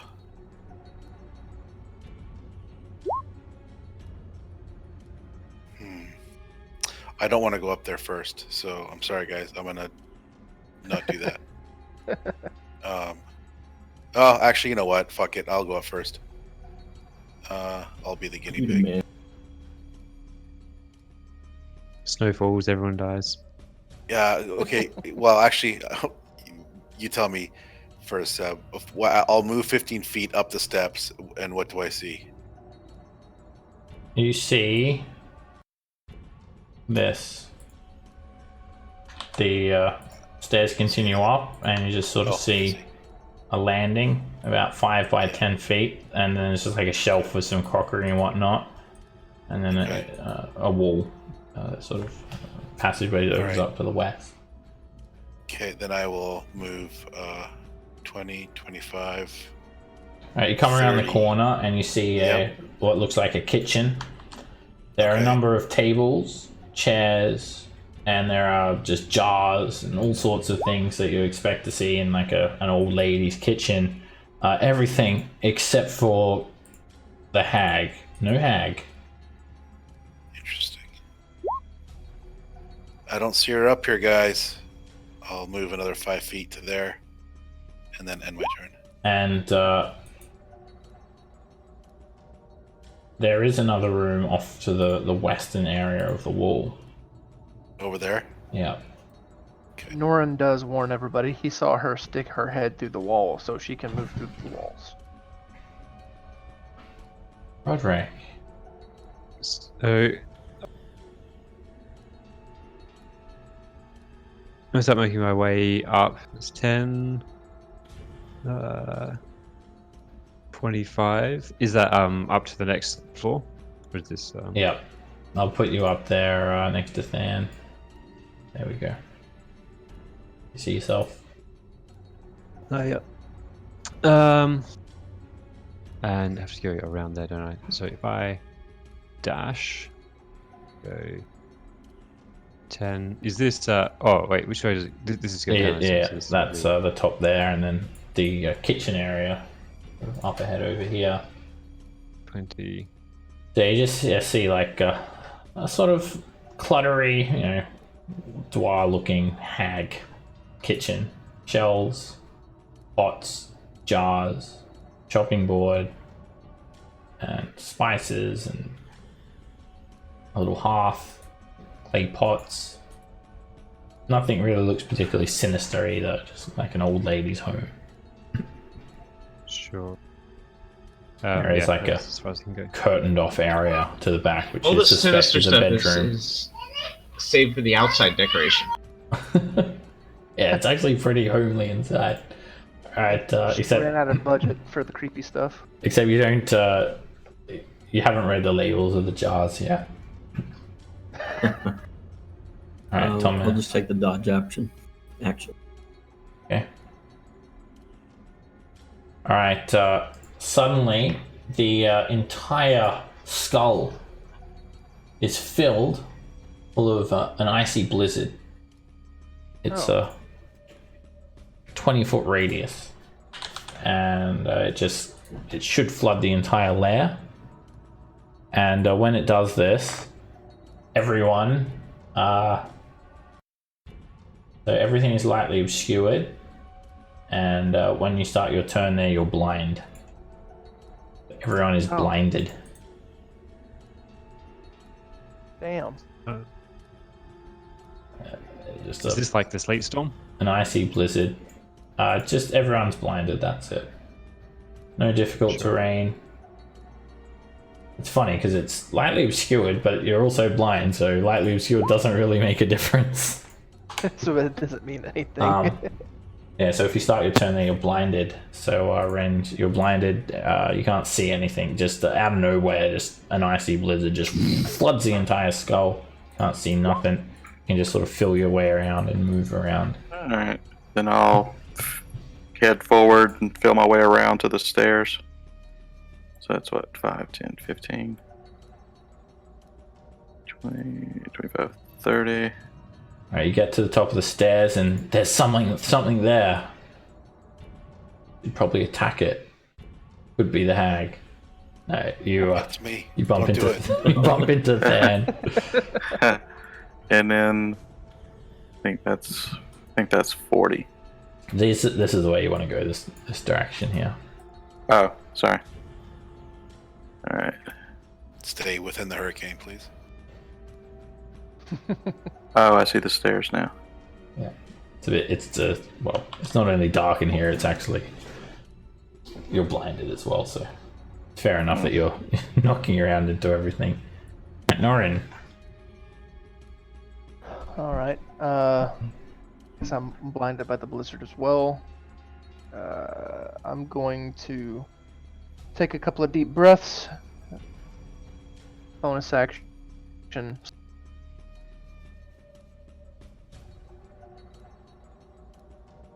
And when I'm done preparing myself with that, I will charge up the stairs. 20 feet. There.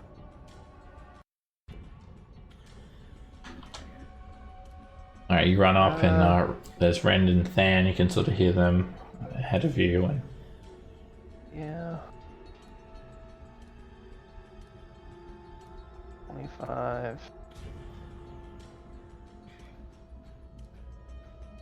as you move there, you sort of bump into a shelf and a couple of clay pots fall to the ground, smash at your feet. Like your antlers just like scrape along the shelf, the elevated shelf. Would I be able to squeeze by right here? Yeah. Okay. So that's. You 30 just sort of right there. smash through another big clay pot, and you feel like flour just sort of cover you, and Oh, sorry, didn't mean so sorry. turn your head and you scrape more jars off of another shelf. Just absolutely Sorry, trashing sorry. the place. And I'm gonna change the grip on the trident to get it ready to throw, and I'm gonna hold my action to throw the trident at the hag for when I hear her. Okay. I know it'll be disadvantaged, but I'll be ready to throw it. Lily. Lily goes stumbling forward right into Norin's stick. He's Alright, that'll be, I'll move you up. That'll be 25 there. Or there. She got behind us. You Throw just it at hear a Roy. heap of smashing. Sounds like the fighting is picked up upstairs here, Lily. Sounds like a bull in a china shop. yeah. You want? There's just a wall of people in front of me.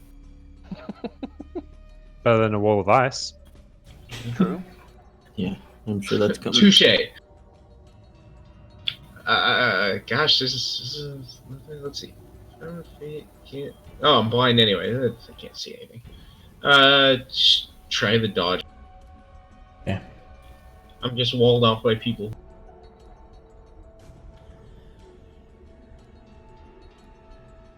I'm still here though.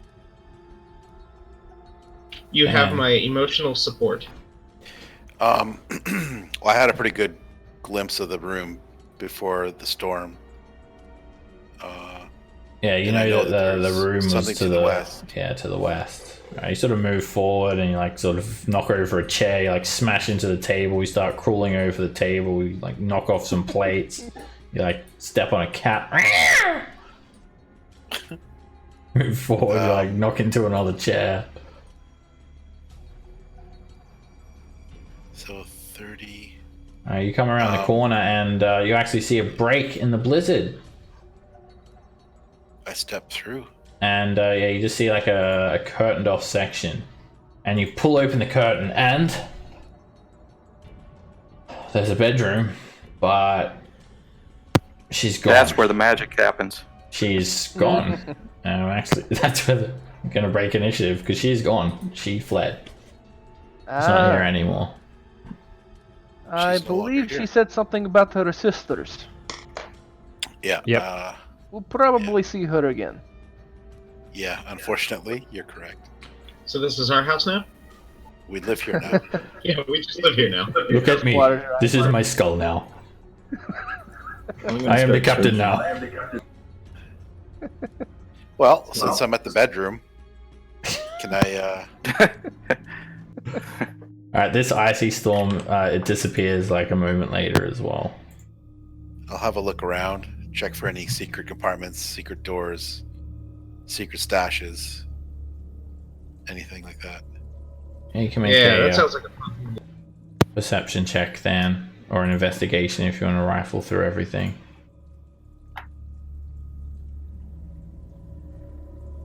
I just break little shit out of pettiness. Start just sweeping your axe across all these shelves. There are some strange items here as well. Like there is some weird looking, you can't tell what it is, like some fleshy bits in brine. And, I'll break the more identifiable items. Okay. Mundane Is stuff. white from stepping in flour. Alright, Yeah. you sort of, you toss the room and there are like more unguents and other items in sort of little jars on the Taking walls. everything. And there's a small painting on the wall that depicts this placid field. Looks pretty innocent. Do you want to take that? Yeah. Okay, take a painting, maybe worth something. A small painting of a placid field. It's like the portrait of Dorian Gray. Yeah, I want to make sure any of her spell components or any things that she's using, I want to get rid of all that. I want to take it away from Okay. her. Well, there are a number of. Oh, you probably suspect that she's using the staff as her arcane focus, one that she wields. But yeah, there are a number of curio, all sorts of spell components here, like little twigs and tufts of fur, similar stuff that you found on the shaman, as well as like I don't know, like an ear and ground unicorn horn and eye of Newt and all these like components everywhere, and some sorts of like jams and all this. It's just like jam. It's labeled jam. You don't know what type of jam it is. And anyway, yeah, you notice on a bedside table there is just a single mundane looking gold piece just sitting on the desk. You want to take it? Is it magical, Lily? Trap. I'm working on it. The spell takes a few minutes. Oh, okay. Wait for Lily to finish her spell casting. Okay, so you use your detect magic, Lily, and there are no magic items, and there are no spells of any sort that you can detect in the area. She took all her good shit.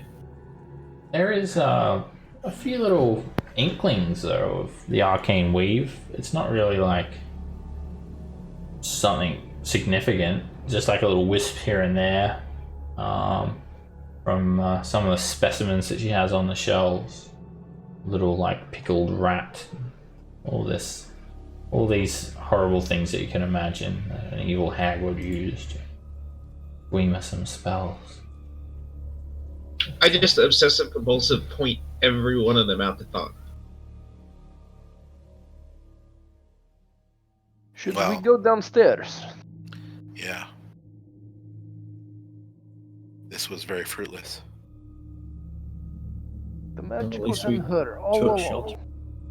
Someone can make a Arcana check about hags if they want. Try and recall some lore about them.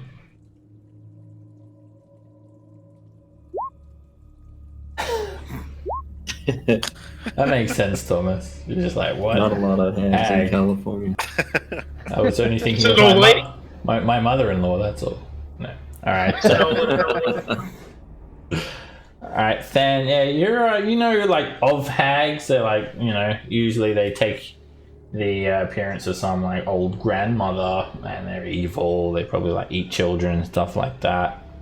And you know the basic lore about them, but Lily, you've got some deeper insight, and you would be hard pressed to kill a hag in her lair.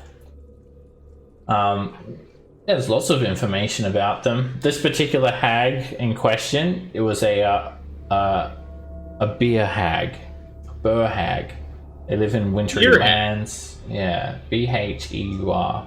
And they favor snow-covered mountain peaks. They're gaunt. You've seen what they look like. It's commonly believed that there are 5 types of hags that exist. Hags are usually quite solitary creatures, and they're very selfish by nature. They cherish their independence. However, sometimes they create these dark sororities, and they'll form what's called a coven. When 3 hags get together, their magic is exponentially increased, in which they share a shared spellcasting pool of foul magic that they can use to cast terrifyingly strong spells. Every hag is unique, but with this coven, they have to be quite close to each other. They hate each other, like hags hate each other, but they may join together to increase their strength if they feel threatened. If a single member of the coven is killed, then the coven is broken. They actually usually snatch and devour human infants, or they'll like curse a woman so that they birth a hag instead of a proper child, and all sorts of horrible twisted things. Not unheard of is for a hag to repeat this process twice in short succession, giving up multiple offspring about the same age. They might do this to form a coven, so they might have twins, so they get 2 new hags to create their coven with. They say that all things come in 3s: good things, bad things, strange things. Hags and purveyors of witchcraft embrace the rule of 3, as it's called. A coven has 3 members. Now, about their lairs, which are obviously in one, Hag's home is a manifestation of their basic nature: ugly, eerie, unnerving in some way, incorporating some aspect of decay, such as a menacing cave entrance that resembles a skull. Hags sort of are in between the mortal world and the Feywild, and it makes them easy to interact with creatures from both worlds. So they're sort of supernatural beings in that sense as well. And their home is usually cluttered with mundane items. Sometimes they'll have cage creatures. They'll have oddities and objects that hint of a magical purpose, preserved specimens, scraps of lore, and other curiosities. What they would find valuable, you guys would not. For example, a dwarf's head with a 5-foot-long beard that can let you see into its eyes. However, hags, they always have an escape plan. In case some ambitious do-gooders try to turn their home into a final resting place, if they find themselves outmatched, they'll vacate very quickly, using a mix of magic, guile, and assistance of minions, like what you just saw. Most hags have 3 plans prepared. One for general threats, and 2 others for specific likely scenarios, like if you set the house on fire, or a necromancer with undead are attacking. They'll have some contingencies. So it was not it would be very unlikely to actually kill a hag in her lair, but if they are forced to leave their home, they will be out for vengeance on you guys. They will start their retaliation, and they will then try to serve that dish to you cold. So this is not the last you're going to see of this hag. We just made a powerful enemy. Yeah, but maybe if she faces us, it won't be in her lair. So maybe it'll be. You think she's mad now? Wait till she gets back and sees what Thawne left in her bed. Do we know what she would have done with Harshnag's like pieces of him? Oh, she would probably like try to create some sort of simulacrum of him, or like put a terrible curse on him, maybe even turn him into like some sort of servant or something, or use it as a bargaining chip. It would have been something foul. Yeah. So she wasn't going to help him. Well, I'm glad we attacked her then. Go either way, really. Alright, so when you first entered her lair, she spoke of 9 in her house. If you count yourselves, the 2 wolves, and her, that's 9. So you feel like she was alone here, but she spoke of her sisters. She may be going to other hags, try and bolster her numbers and form a coven. I like that she's gonna get all pissy about us fighting her when she started the shit with the weather. Well, she Well, as long probably as didn't we've- even do that. It was probably just a coincidence. As long as she's already an enemy, I think we should leave the lair so we're not in it, but maybe try to destroy it. We can just Yeah, put the no. tiny hut in here for the night and take a rest. Well, if we're gonna do that, I said we do it 100 yards away so we're not in the lair. No, we're close to Harshnag, aren't we? Yeah, we're still close to Harshnag. Close-ish, yeah. Well, I Depending on think how bad the blizzard is. Do we need a rest? Because I think it's safe to rest here now. She ain't coming back anytime soon. She Yeah. needs to. There's also that recuperate. crow or raven, was it, downstairs? That That's true. We can go talk to the crow. Ooh, I can do speak with beast. I've never used that before. I can do that too, except that they don't understand me. Alright, yeah, there's I just can this do that too. raven still just on the ground there, and every time it opens its mouth, a lion's roar comes out. Ah! Oh, you got detect magic up. Is this magical? Oh wait, he roars? I wonder. Yeah, he rolls like a lion. Yeah, there's like some faint wisps of magic coming from it, but it's more like not everything is magic. So like it's like a curse, for example, is not magic.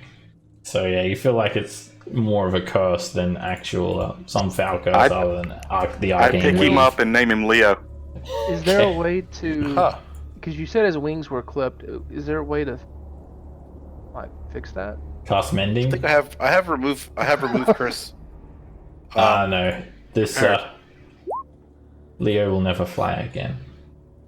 Unless we like, unless we. Yeah, you cast could a really remove high the level- curse on it and make it like just No, a normal. Ren's wave. gonna go out to the cliff and say free and throw him off the side. Oh lord. Birds with the wings generally can fly. Fly, Leo, fly. Right. It just and you hear its voice just sort of its leonine roar just echoing down the chasm, and then it no longer roars.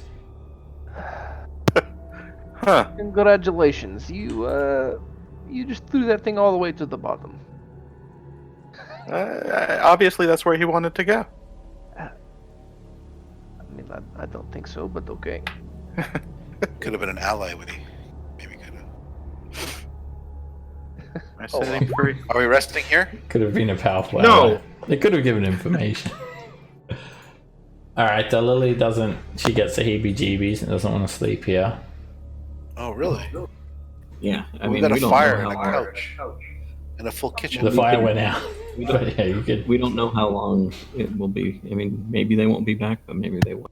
Be better to cast a hut outside. Yeah, and the hut's comfortable. Okay. All right. Do we even need the hut at this point? I thought we were close. We don't know exactly how close. Well, yeah. And if the blizzard's still going on, I really don't know if we want to be. The blizzard has calmed down when you guys exit. Ah, maybe it was them. I mean her. It's still a blizzard, but like it was just like unexpectedly like intense before, but now settled down a bit. You see, she picked a fight with us and then gets mad at us. Well, she is a hag, so don't expect any kind of. As Nice. we leave, I want to cast a fireball inside the hut or the lair, see if I can catch it. All right, you toss a fireball inside, and it just it roars, and these like gouts of flame burst out from the eye sockets of the skull. Looks kind of cool, Metal. and yeah, you just there's so much wood in there that it's gonna just burn to the ground within minutes. Awesome. Well, she doesn't hate us. She didn't hate us before. She definitely hates now. us now. Well, I figured we already made an enemy. I'll put the little portrait in the snow right here from her room. Okay. Just gonna lay it down. All right, it's just sort of churning away, melting some snow around it, and the skull seems to sort of wither, and so do all these little dolls. As they're withering, there is something you notice about the dolls. There's like sort of slightly changed, and they're little stick figures of yourselves withering and melting away. I admit the skull looks pretty cool with the fire on top. Did you say the dolls look like us? Yes, little carved wooden figurines of yourselves take the place on these spikes out the front of her lair. That's not the Nolan. Don't worry about it. We'd throw those into the fire. Alright, you toss them into the fire. They have no power over us. We all burned to death. Yeah. Yeah, they do. They're not voodoo dolls, luckily. You don't burst into flames. That'll be a She's fitting way watching for us. us all to go. Like, Alright, looking around here, you could try and scale upwards, or you could head off to the south. There's a pathway. do we still have the rope dangling down from Rope Trick? It's 1 hour, so Yeah. We Climb can up go that back sucker. top, or we could go here. I think we should go across because we're already down here. Yeah. well, we thought that the trail was up there, though, didn't we? No, we just happened to go that way. I think she was probably telling the truth that the wolf could guide us to Harsh because she wanted something from him. So Can anybody resurrect the wolf? I don't The think a wolf wolf's can't gonna climb the cliff. That's true. So we could probably just go this way. All right. Let's try it. Alright, as you guys head this way, you see like a sort of a rectangular shaped sort of ground here, and you can actually see a couple of metal posts sort of sticking up out of the ground, and a bridge with some handles or some railings. Now, as you're moving here, suddenly 6 blocks of ice burst up out of the ground. They just rise up quite like viciously, like a shard of ice just bursting up out of the ground. And as you look at them, you notice there are corpses inside each one. And the It's like an omen to corpses stay away. are just human. They're like humans, various humans, twisted. Are there 3 females and 2 males? Yes. And then the third one, sorry, the 6th one then looks like you. What? This is creepy. Do you have a twin brother, or did you have one? Did you have one?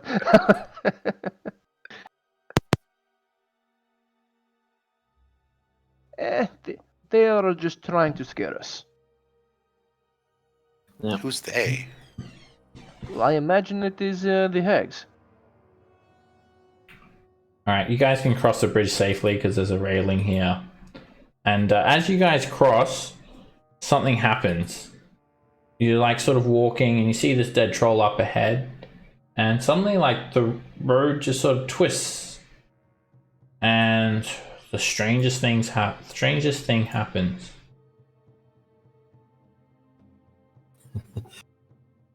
Three hags appear. You're like back where you first entered this area. Oh. Let's head south this time. And that's where we'll end so- tonight's session. Twilight Zone. It's a Twilight Zone. We're stuck here forever. Twilight. It's the Lost Fighting a Woods hag and for the rest Zelda. of our lives. Oh yeah. You guys didn't listen for the chime. You're supposed to follow the sound of the Exactly. chime and about take to a say. turn. Are you guys referencing something I don't know? Apparently, Zelda. Yeah, the Lost Woods. Whose idea was it Yeah, to kill the hag? I think it was a group consensus. I think it was her idea. Well, I we were agreed leaving. with Yeah, you. she started it. I specifically remember Than making the athletics check to break the door down. Yeah, of course you do. That's all you're gonna remember. But I was the third one in line. I was just showing these boys what's up. I mean, We I rolled loosened an that eight- door up for you. What are you talking Yeah, I was about? supposed to an 18 wasn't true. bad. It just it was magically locked. Then you come in with your 25s, whatever. You know, we have like +7, +8 to strength checks, and he just comes in and busts it open. I just used one hand.